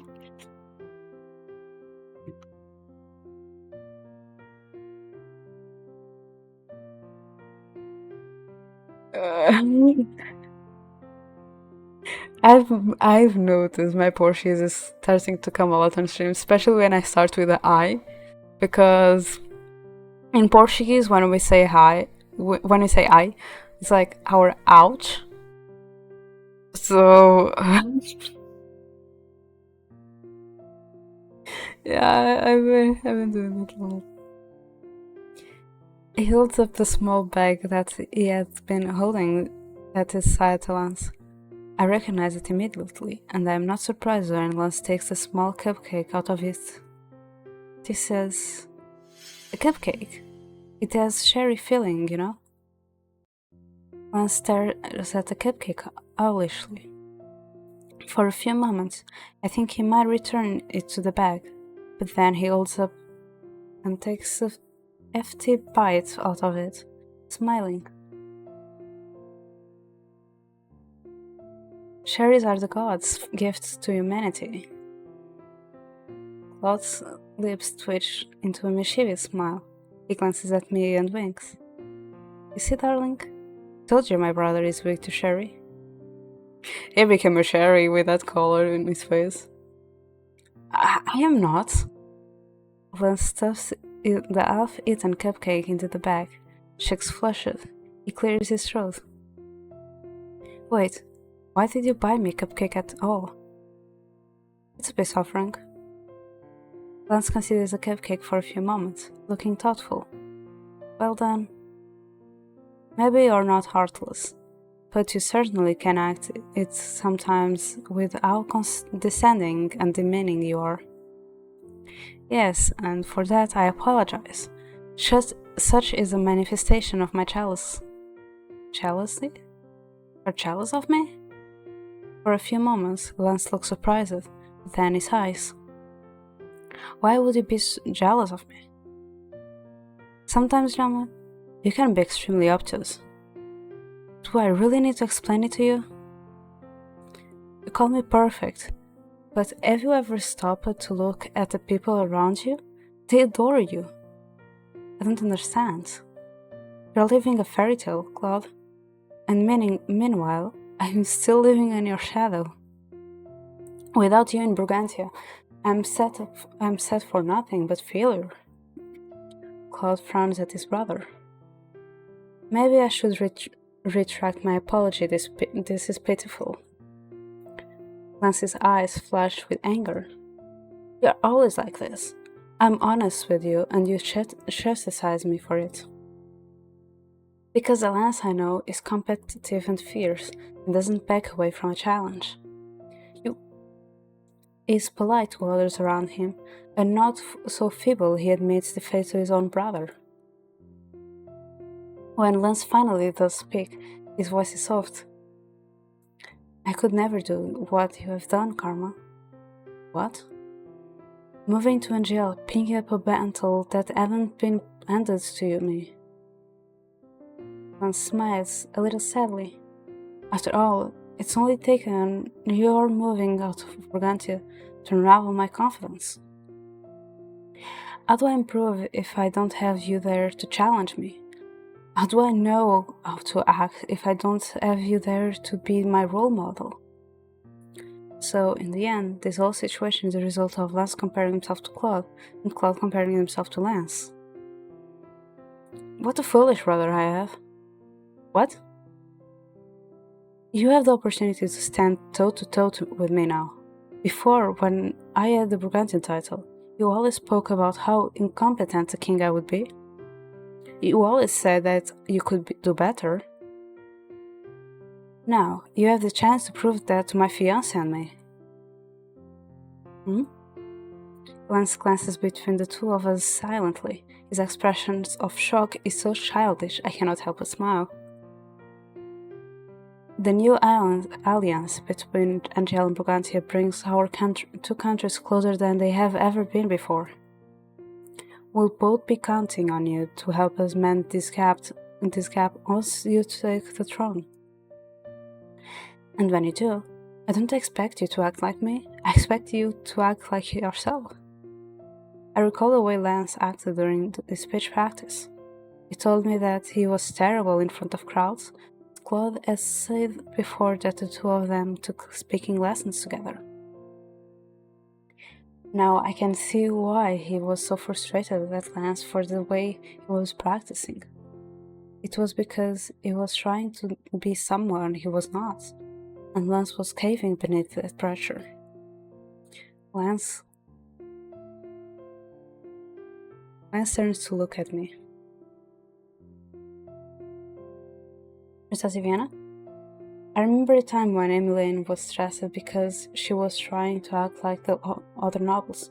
I remember a time when my whole world was mother. I wanted so much to be just like her. So much so that I did not see the world around me. So much that I did not even learn to form my own opinions until I had stepped out of her shadow. There are certain responsibilities every king has to his people, but your words and actions should be yours and yours alone. Claude smiles at me. You always know how to put things so aptly, darling. He turns back to his brother. But yes, all I want you to realize is that we are on equal footing. I know how heavy the responsibilities of a king can be, but those responsibilities ought to be faced the way you want to face them. That is what living in Angel has taught me. Even if those around me have differing opinions, I could never sacrifice my own values and beliefs. He glances at me. Though our lovely princess here has strong opinions, we work things out together. That is what it means to be both separate and equal to someone. Lance looked at us both thoughtfully for a few moments. Silence seems to put Claude on edge, because he looks like he is on the verge of scolding his brother again. Then suddenly, Lance laughs. I'm happy you fell in love with my brother, Diviana. Oh my god, my voice.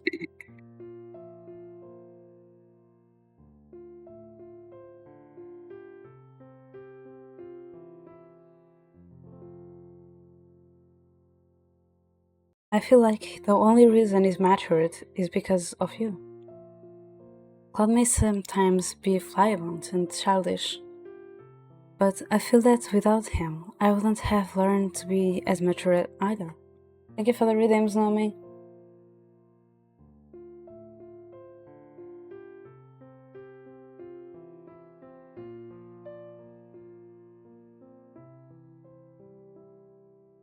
Like, I've been drinking water since the beginning of the stream. Maybe I need my thing for my throat. Where are the candy drops? Or the cough drops, or whatever you say it.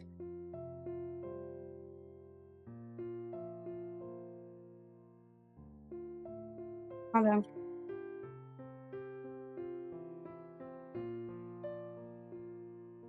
Let me drink water again.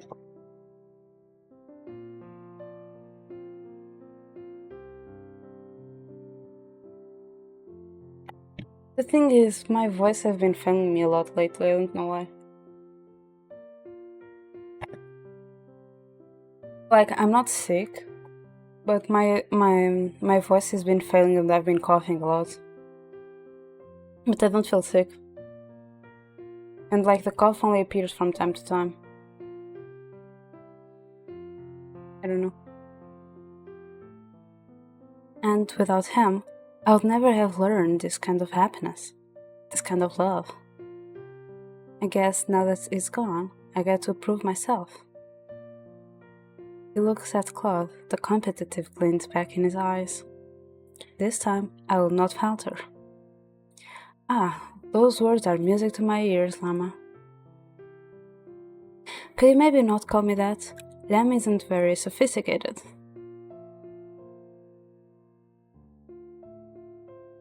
I haven't, like, normally I try to take as much oil out of the food as I can. So, no, it's not oily food. And pollen, I don't think I have allergies to pollen. Especially now that there isn't anyone. Maybe something with the dust, because I've been kinda cleaning my room. I don't know. Plus, also me not being used to speak a lot and doing streams every week. No, it isn't. And that's why I enjoy using it so much. Don't worry, Llama. Klaude still refers to himself as a chameleon prince, and that is definitely not sophisticated at all.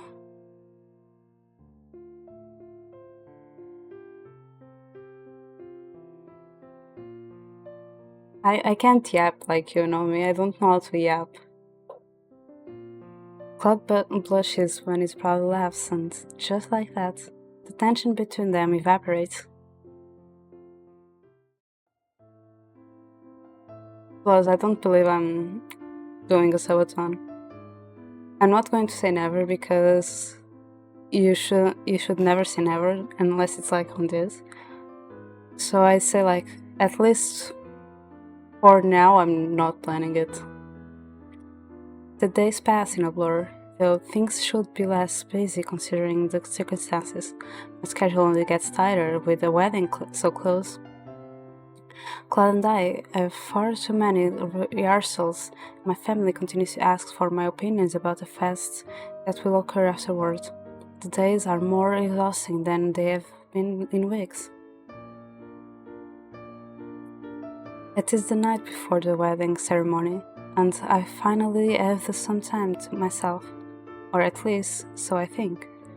Yet, when I step in through the door, the room is now vacant. I have something planned for the future. However, I don't know when that future is. Claude sits at the piano, playing some soft melancholy tone. At first, it does not seem to notice me, and I contemplate whether or not to surprise him. Yet, before I can think to do anything, he suddenly stops playing to look at me. Ah, Diana, my beautiful wife. That lacks impact, doesn't it? I think I prefer my beautiful queen. What do you think? Queen?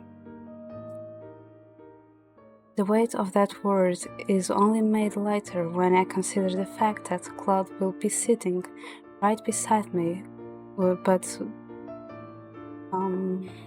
even then, the thought is strange.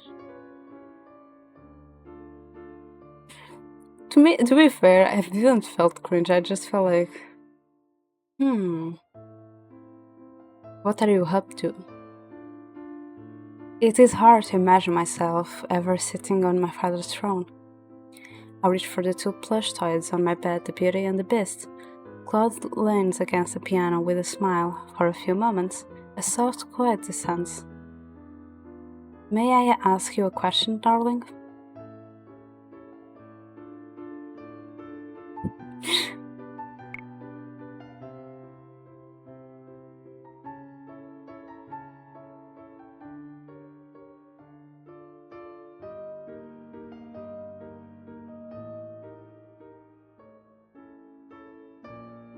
I can see that no isn't romantic.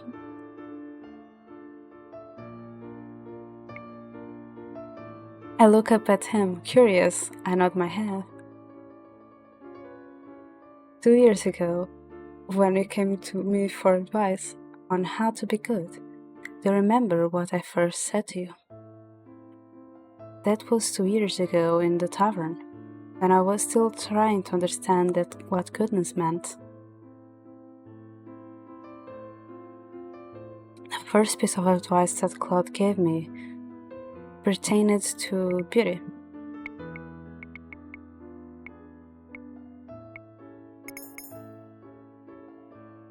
Wasn't it something about beautiful both on the inside and out? You remember? It is possible not to.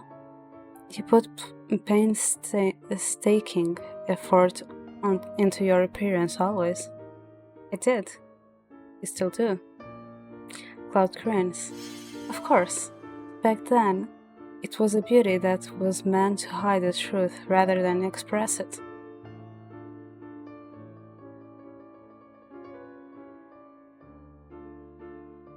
Like, if it's from your loved one, you'll be like that. Oh my god, I feel sorry. Oh my god, I feel sorry for the person. Like, Xiao literally goes to us, like, if you need anything, call me. How do you react to that?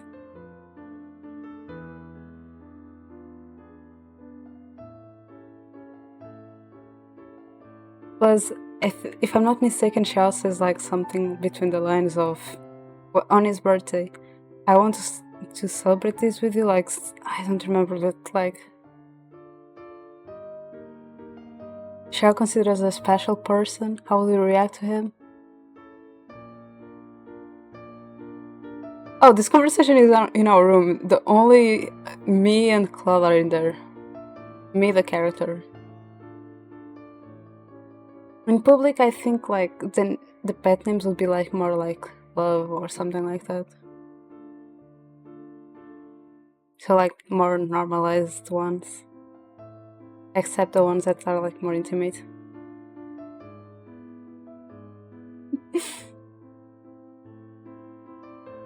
Yeah, but the thing with pet names is normally something between you and the other person. So yeah, it has meaning, I believe. Miss Carmen is my favorite disguise, you know. You make it sound like you had more than one. Who is to say I didn't? Stupid moth. Die. Can't kill it, or it'll bump into my mic. I did like sneaking out of the palace and avoiding my responsibilities. And then he summons Zeph with it. He pauses for a few moments, contemplating, then softly he sighs. There was a time when I valued beauty above all other things. even when a witch decided to make my so-called beauty a curse. Point at the beast plush that I have in my hand. I never liked Beauty and the Beast fairy tale growing up. Always thought that the witch was being too cruel to the prince, dooming him to an empty life if he didn't learn a hard lesson. When a witch set a similar curse upon me, I despised her. I wanted to prove that I could break their spell without changing. I never realized how much I needed to change until your eyes falls on me. Until you came along. Had I not met you, Diviana, I may have still been the same cursed man. Maybe I would have been a little wiser, but I would still be spoiled Crown Prince of Brigantia. And now, he comes to sit beside me with a smile. The Crown Prince of Angel, a future husband to the loveliest lady in this realm. The most beautiful, and on the inside and out. He takes the beast plush from my hand and holds it up. You see? Just like the prince in the fairy tale. I only found my true calling when I met you, princess. I wanted to thank you for that. I leaned my head on his shoulder with a smile. You don't need to thank me, Claude. Is that it? No heartwarming response, love? I laugh as I nuzzle my head into the crook of his neck. I'm saving that for my wedding vow tomorrow. You'll have to wait patiently until then. I suppose I don't have a choice in the matter, do I? He kisses the top of my head. A gentle silence falls over after that, but it is comfortable and calming. I am content to wrap my arms around Claude's waist and settle my head on his shoulders. Thank you, Claude.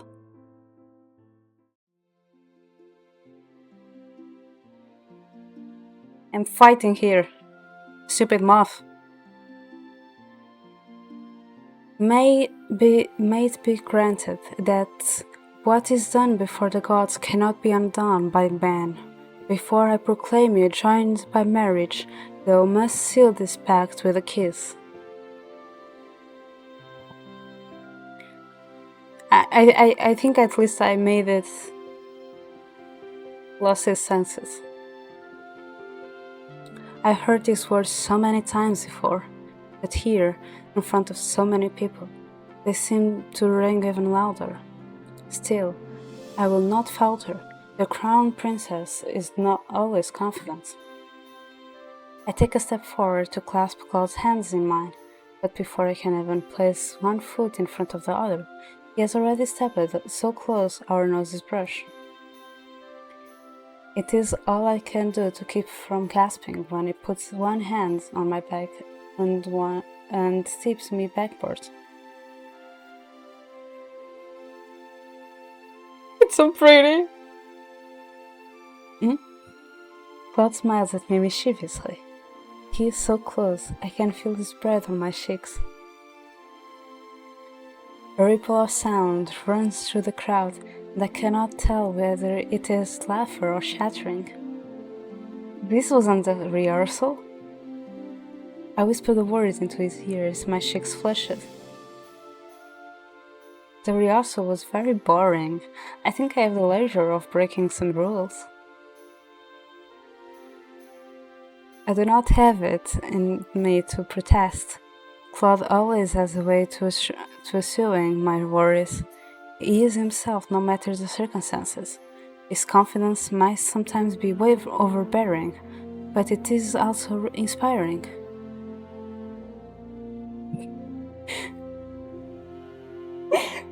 Crimson has been drooling over Claude since the beginning.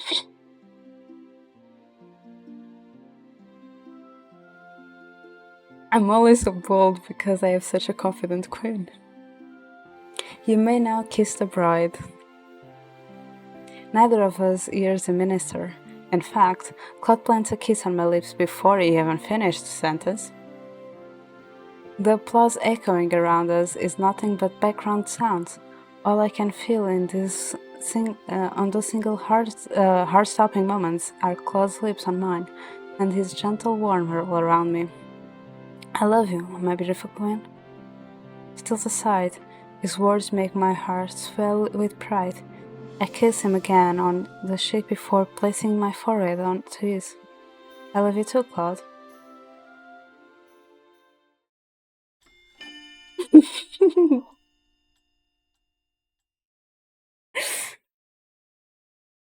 The Midnight Wall.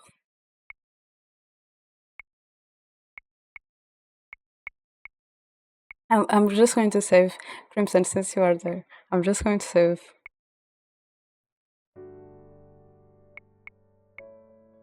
No, not here. Crimson, this was the image of chapter 4.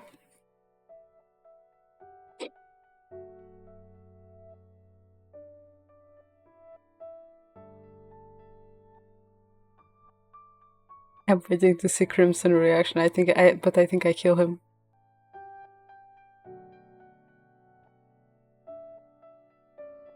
Also, these are the images you missed. This is from the first chapter. This is from the second one.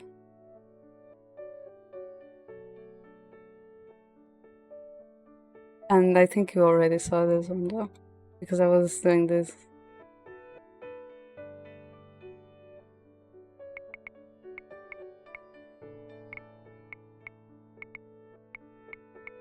Okay, let me just something then.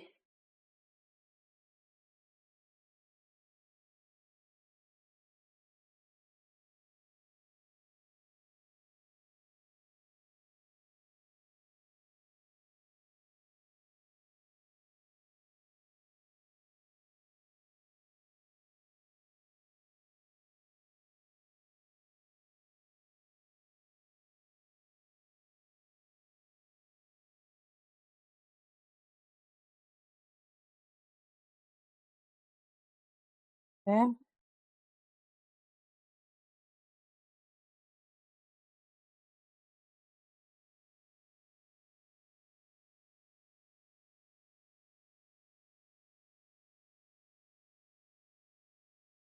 Where is it? Where is it?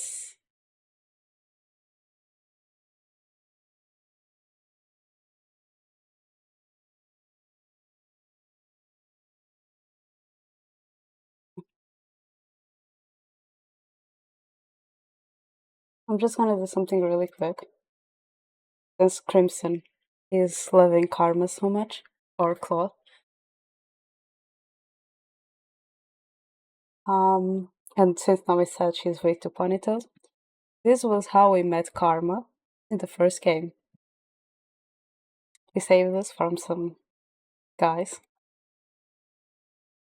And was when we bump into walls and then Karma came to help. It was like, if we pick right, we'd meet walls, and this would be the image we'll get. If we went left, we'd bump into Karma, this would be the image we'll get. And then these are the image from Claude's chapters on the first game. So here is him. This guy's that Miss Karma, because since he had the Beauty and the Beast curse, his curse in his side was literally he would turn into a beast eventually, but before that, he would be so beautiful that all women that look at him would immediately fall in love. So he had to disguise himself as a woman. So a woman would not think that he was a guy and immediately fall in love. Didn't matter their feelings. Here is one of the times that we wake up in the middle of the night and we hear noise and we go check what it was. And it was basically he and Garland practicing. That was how we started sword practicing and being more familiar with Carl and Julian.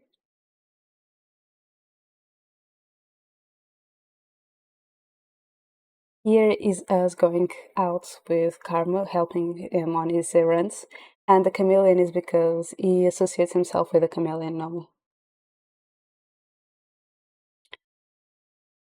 Here is when we discover about Karma's tattoo related to his curse.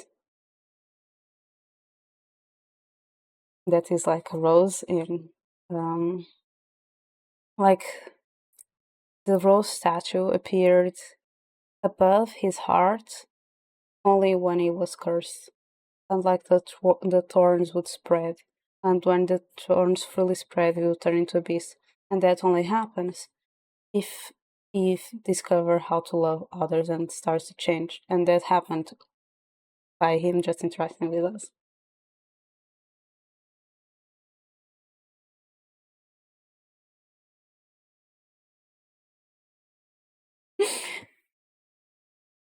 Damn, he got called out on me.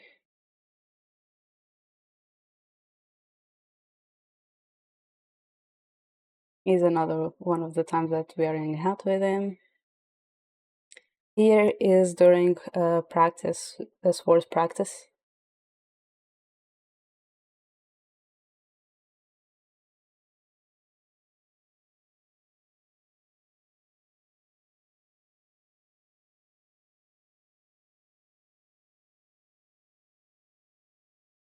Here is when we discover the truth about, like, before we discovered that he had a tattoo, and here is when we are trying to get closer to him and he's trying to push us away because of his rose statue and his curse.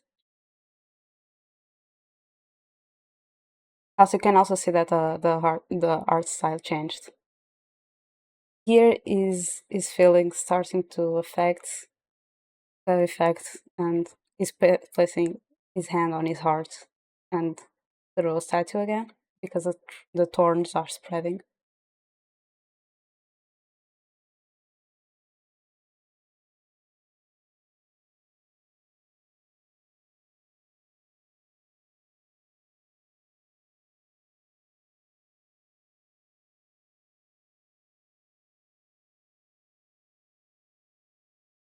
Here is again situation, art, art moment, and everything. Here is him turning into a beast in the bad end. No, not in the bad ending. In still in I think chapter 9, he turning into a beast.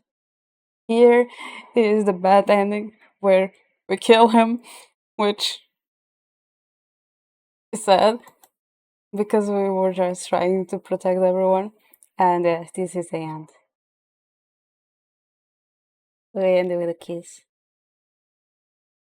The best. Crimson just went into a roller coaster with that guy.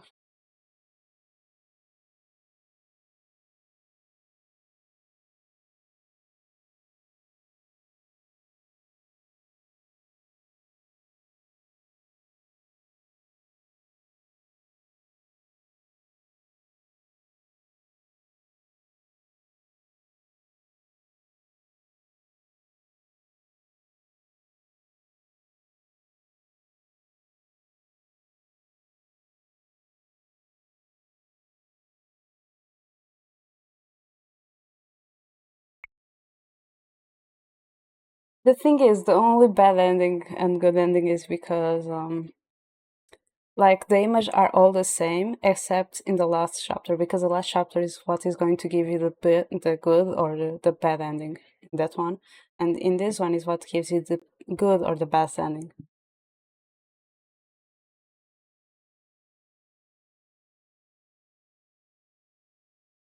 Yeah, now you understand why I did the bad ending first, because I knew that the guys would always die, except feels like Waltz was the only one that wouldn't die, because a bad ending with Waltz was like our mother winning because our mother wanted to have both me and Waltz under her control because we are powerful witches.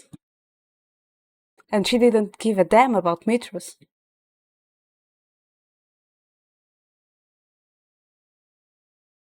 Oh no, I just knew because like I played Locked Heart.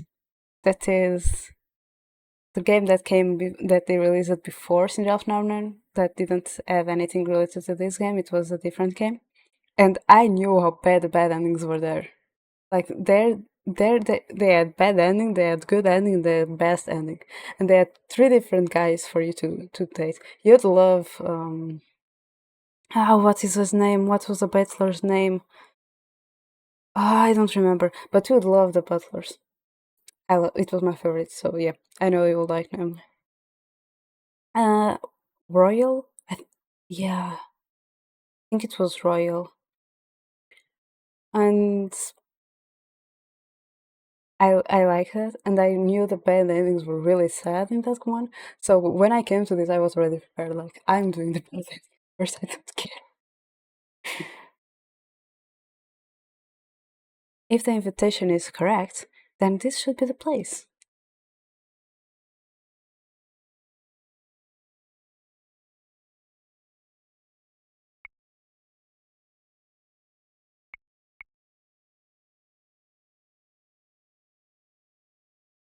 A pad to shut. Claude and I pause in front of the doors to the throne room.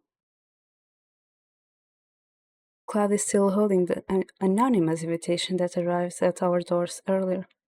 He pulls his gaze from the invitation and up to onto the double doors. The sound behind the door is muted, but not inaudible. We could hear the shattering sounds of a boisterous crowd even while we were still at the end of the hall. Darling, what is this? I wonder. Claude raises an eyebrow at me as he tucks the envelope into one of his pockets and starts forward. Pushes the door, and the throne room open without hesitation. Stepping into the throne room is like stepping into another, more richly decorated world. Elaborated tables filled with overwhelming displays of food and decorations stand beneath a dazzling array of sparkling chandeliers and vibrant lights. Claude stares at everything in wide awe. His being at loss of or words make me smile. What? Cat got your tongue? What is all this? It's nearly midnight. The minute he says the words, the clock shims 12. The sound, so muted, still shims in the background beneath the layers of live orchestra music. Of course it is midnight. It wouldn't be a midnight ball otherwise. Claude stares around him once again, his confusion giving way to a bright smile. A midnight ball? Did Lance tell you about them? It did. I have been working with him in the Milan to create as accurate a portrayal of it as possible. Claude directs his attention to the center of the room, where various roses decorations have been put on display. Performers, some of them witches, surround the perimeter of the room and perform for all in attendance. Diana, he turns to me. I love it, darling. He leans down to kiss me softly on the lips, but only briefly before turning away with a strange look on his face. Was it Naomi's suggestion to throw the celebration tonight? It was, but why does that matter? It's no wonder he put off leaving NGL. He frowns at someone in the crowd. I follow his gaze to Lance, who is dancing at the center of the ballroom with Emmeline. Both of them are engaged with each other, and Evan spares a glance. Leave it up to Lance to ruin my plans in the best way possible. Your plans? Claude's frown disappears, and in a heartbeat, his smile has returned to his face. He pulls me closer to him and kisses the top of my head. It's nothing, darling. For now, we celebrate. He leads me right into the middle of the crowd, and from then on, the atmosphere of the midnight party shifts. Even the nobles whom I do not usually speak with are more open in front of Claude. and the night becomes one filled with chatter and cheer. Everywhere we go, there are congratulations and handshakes. Before, greeting so many people would have been overwhelming, but Klaude exudes so much confidence that it's possible not to get wrapped up in the moment. Most everyone from the Martian is here tonight, along with guests both estimated and foreign. I speak with as many of my acquaintances as I can that night, and on one occasion, even chase after one of them when he makes no sign of having noticed me. Garland? No, he's blushing. Garland stops and drills to face me, his face beet red. Is something wrong? Why so flushed? I saw him patrolling the outside area earlier, but he was pacing back and forth and looked restless. I glanced down at his hands and noticed that one of them has closed into a fist. No, nothing to report, Your Highness. What is that you are holding? Garen lets out a deep sigh before uncurling his fingers. I startle when I see a small palm-sized box in his hands.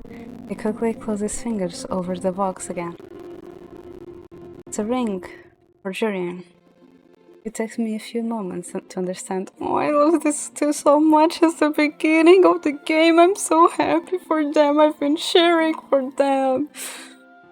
Oh. But once I do, I cannot help but a smile that pulls at my lips. I made certain that we both got the same breaks tonight, so that I could, well, you know, if you propose to Jordan in public, she would punch you, wouldn't she? Absolutely. But even worse than that, I lose my words in the crowd. It still surprises me that Carlin's confidence never wavers when he deals with his fellow knights, but anything related to Jordan makes him blush. Good luck, Carlin. I'm certain she'll accept. I really hope so. You and Prince Claude will be the first people to know the outcome, whatever the case. It is a good thing he didn't tell Claude he was going to propose. It would have been much harder to get him to this ball if he insisted to spying on them. I want to spy on them. I want to see the proposal. Carlin gives a polite bow before heading off, cheeks still flushed. I'm sure that he'll be fine. Jordan will definitely accept. Princess Diviana. Lance suddenly stands before me with a mischievous smile on his face, Emmeline is standing beside him, laughing breathlessly. The coy smile takes me by surprise. What else do you have planned, Lance? Well, Princess, it is just Diviana now. Lance is technically my brother-in-law now. He ought to call me by my name without my title. When I told him that a few days ago, he apologized profusely and told me it was unaccustomed to call me without my title. Sorry, Diviana. But as for plans, yes, I do have something in mind. You chose this day for a reason, didn't you? Of course. He then briefly explains the rest of his plan to me. I am surprised by what he suggests, but not so overwhelmed that I back down. I'll keep Claude occupied for the time being. And I'm going with you, Diviana. I want to help you get dressed. That won't be necessary. It'll be done a lot faster with someone helping you, I promise. Emmeline takes my hand and drags me behind her out of the throne room. There, done. Emmeline steps away from me with a smile. You look lovely, Diviana. She eyes the glass slippers on my feet. I have only worn them on rare occasions, and it is strange to be wearing them now, but Emmeline insisted they suited the dress Claude brought me for my birthday. I still do not see why I had to come back and change. Couldn't I have just come into the ball with this dress in the first place? It wouldn't have been like Cinderella if you showed up with the prince. Like Cinderella? You've read the fairy tale enough times to know. You surprised Klaude with the ball, but Lance wanted to help you surprise him some other way. But why? You'll see. Oh my god, my voice is going to get... my water!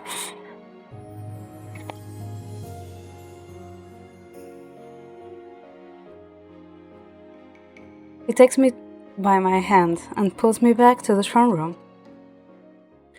When we return to the throne room, doors, I realize immediately that something is different. Thank you, I will read it again. Though there are sounds behind the doors, they are more subdued. The loud music from earlier is gone.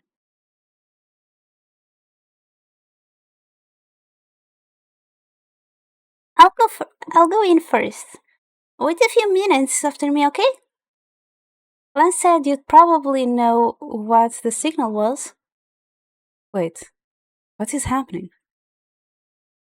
Emmeline only responds to my question with a smile. See you on the other side, Viviana. Emmeline pushes the doors open and steps inside for a few moments. I considered following her despite what she said, but then I feel a noticeable shift in atmosphere. And then suddenly I hear it. I recognize the song immediately. It is soft and quiet, barely audible, and perhaps not suited to midnight ball at first listened, but the song. What? It's the song from the first movie, from the first game.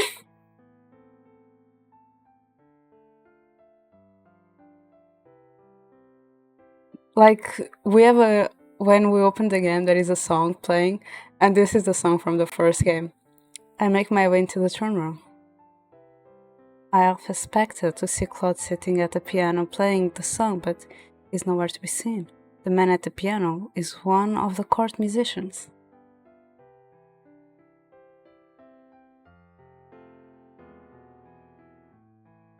How does he know this song? I suddenly became aware of the fact that the room is quiet for the song, and that everyone is starting to look at me. I feel mildly uncomfortable with so many people staring at me. But this is not like 2 years ago, where the people look at me in fear. Everyone here just looks awestruck, and the people that I do know are smiling. I notice someone shifting through the crowd and turn to gaze at them as they emerge onto the middle of the ballroom floor, where the crowd has already parted. Klaude is staring at me, awestruck. In that moment, I forgot about everyone else there and smiled only at him.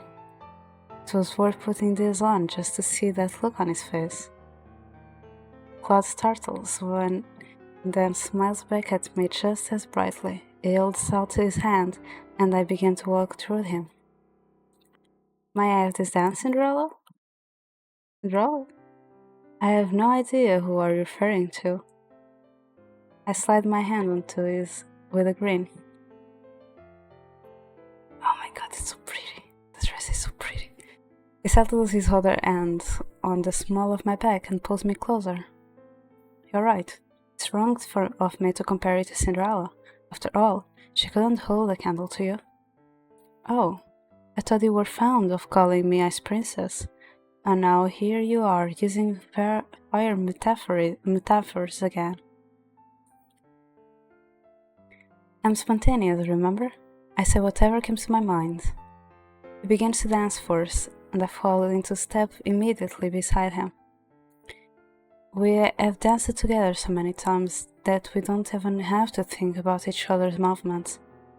It isn't long before the area around us is crowded with other couples swirling and spinning beneath the same lights. Is this all spontaneous, Anne? Did you learn this song from one of the musicians? No, I told the song to him. This night was supposed to go very differently before Lance meddled. You know, I was going to have someone play this song in your room, and I was going to dance with you on the balcony. And then after that, I would serenade you into the night. He glances down at my dress and at my shoes. Instead, it seems that Lance somehow managed to orchestrate my plan out here. I told him about it before, and now it's turned out that he's used the information against me. So rather than you surprise me, it was I who surprised you. You think Lam is so nice, but then he goes and does things like this just to ruin my plans. Though I do have to admit that he made this a lot more spectacular than I anticipated. What do you think of the song? It draws me closer to him under a warm swirl. For a few moments, I remain pressed against his chest, smiling. I love it. Where did you learn it?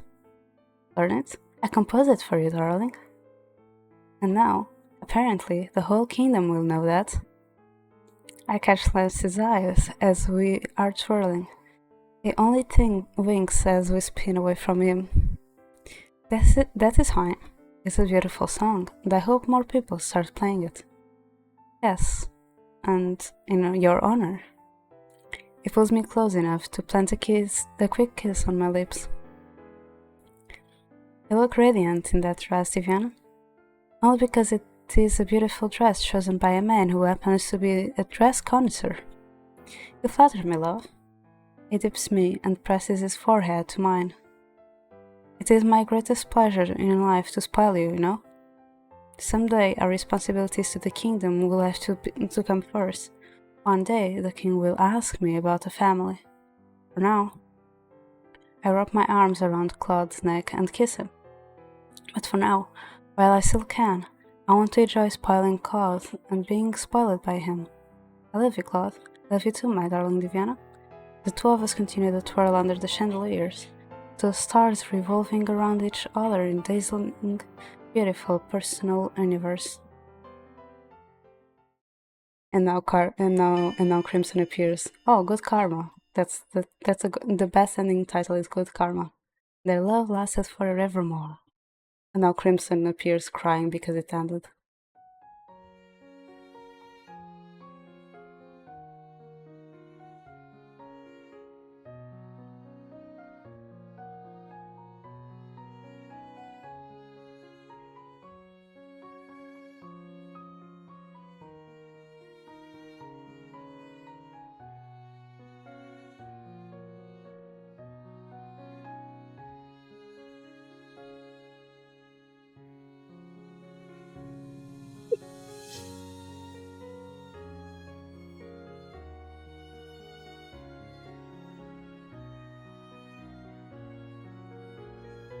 I believe Crimson is more like, oh man, that boy, that man.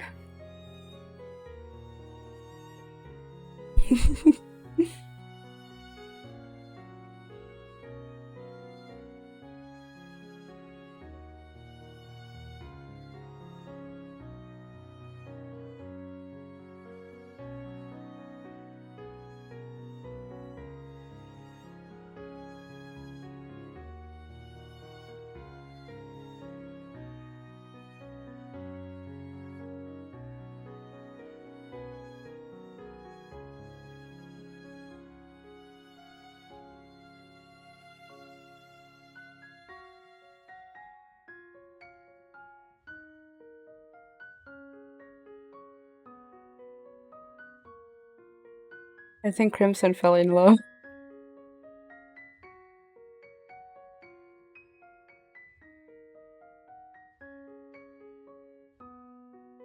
Nomi, do you know who comes next?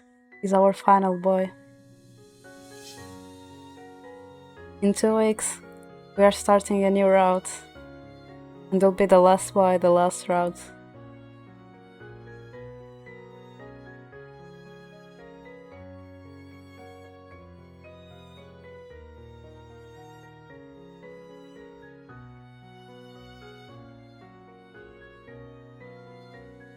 Yep, best boy.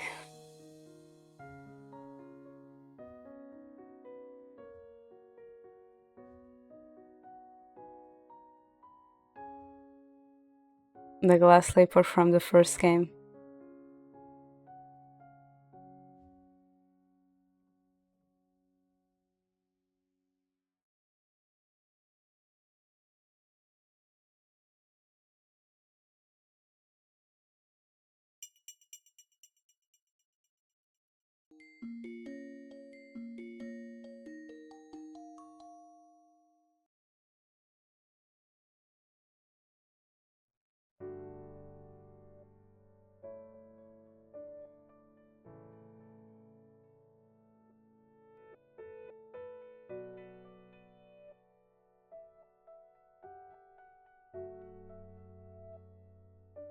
And we have this now.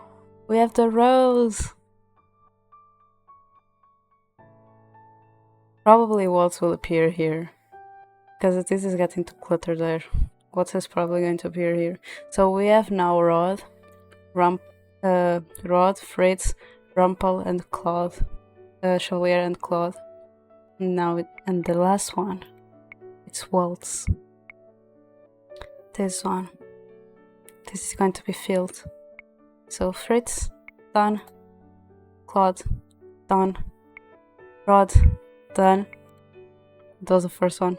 Chaulier, done.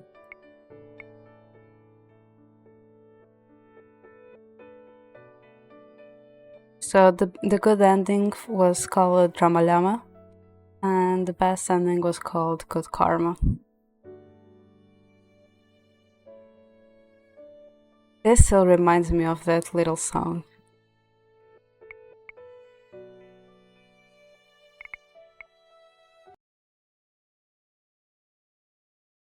Okay. Let's switch screens.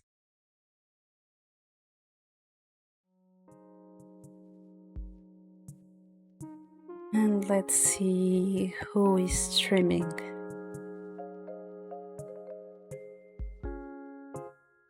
The thing with Lemon this route, I was like, I liked you on the other routes. What happened to you?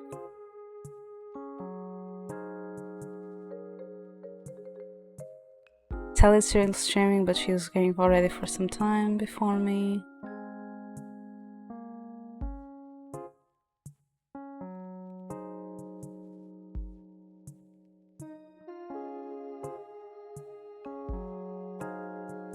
Oh, Missy is on. For 5 hours. Oh no.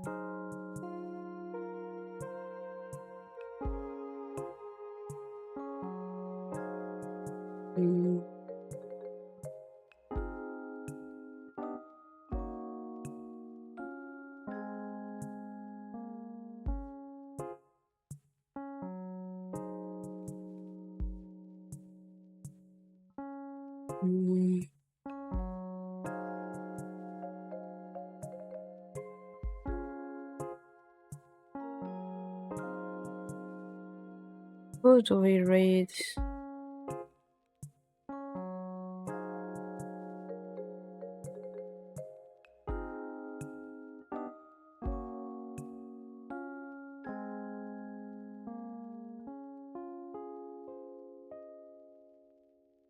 Do we read someone that I never read before? Or do I read someone that's already read it before?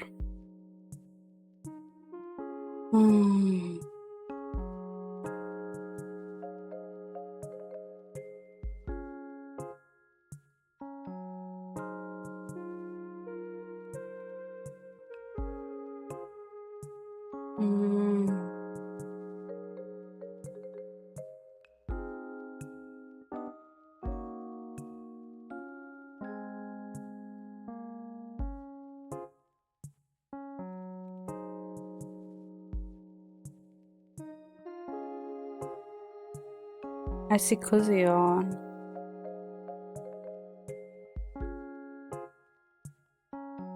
I don't feel social. I feel like going back to my corner.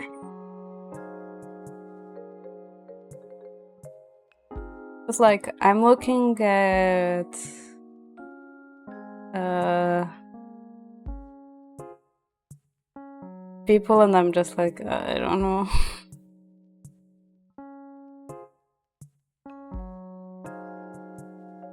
No, if you have suggestions, I'm afraid to accept them.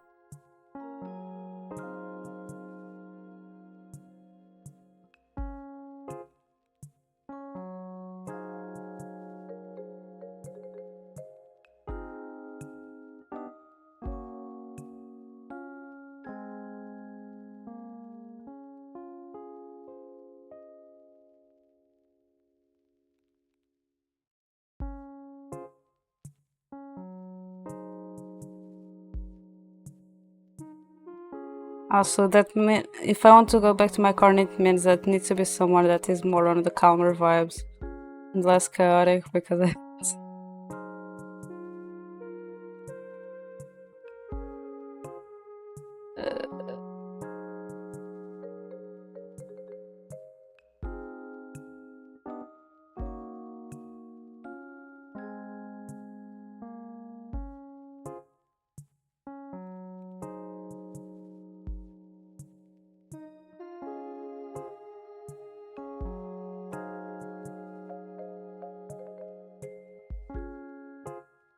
I see Fiona. My thing is, I don't feel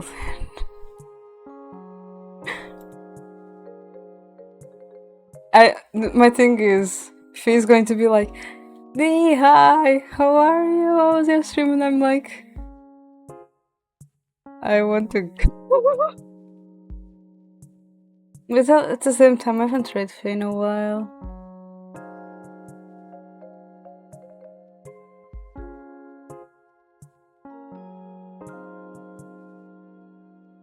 I haven't read Faye in a while. Let's read Faye.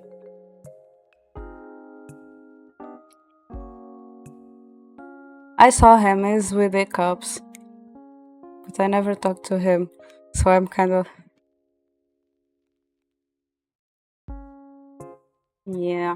Like, the thing is, like, I don't feel tired, I just don't feel like talking with people. Yeah, saying this after doing stream is something. Oh.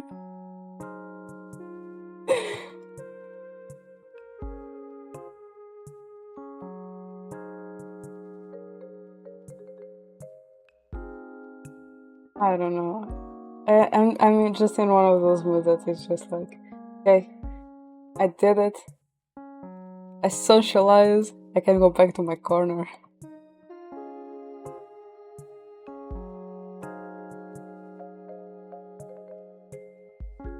I think it's also because I'm on the mentality that I put an alarm for 2 a.m. so I just could hear the folks on this day.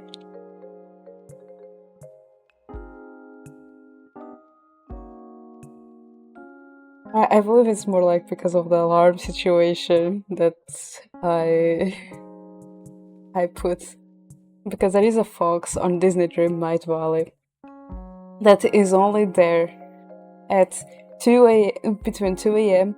and 8 a.m. on Saturdays.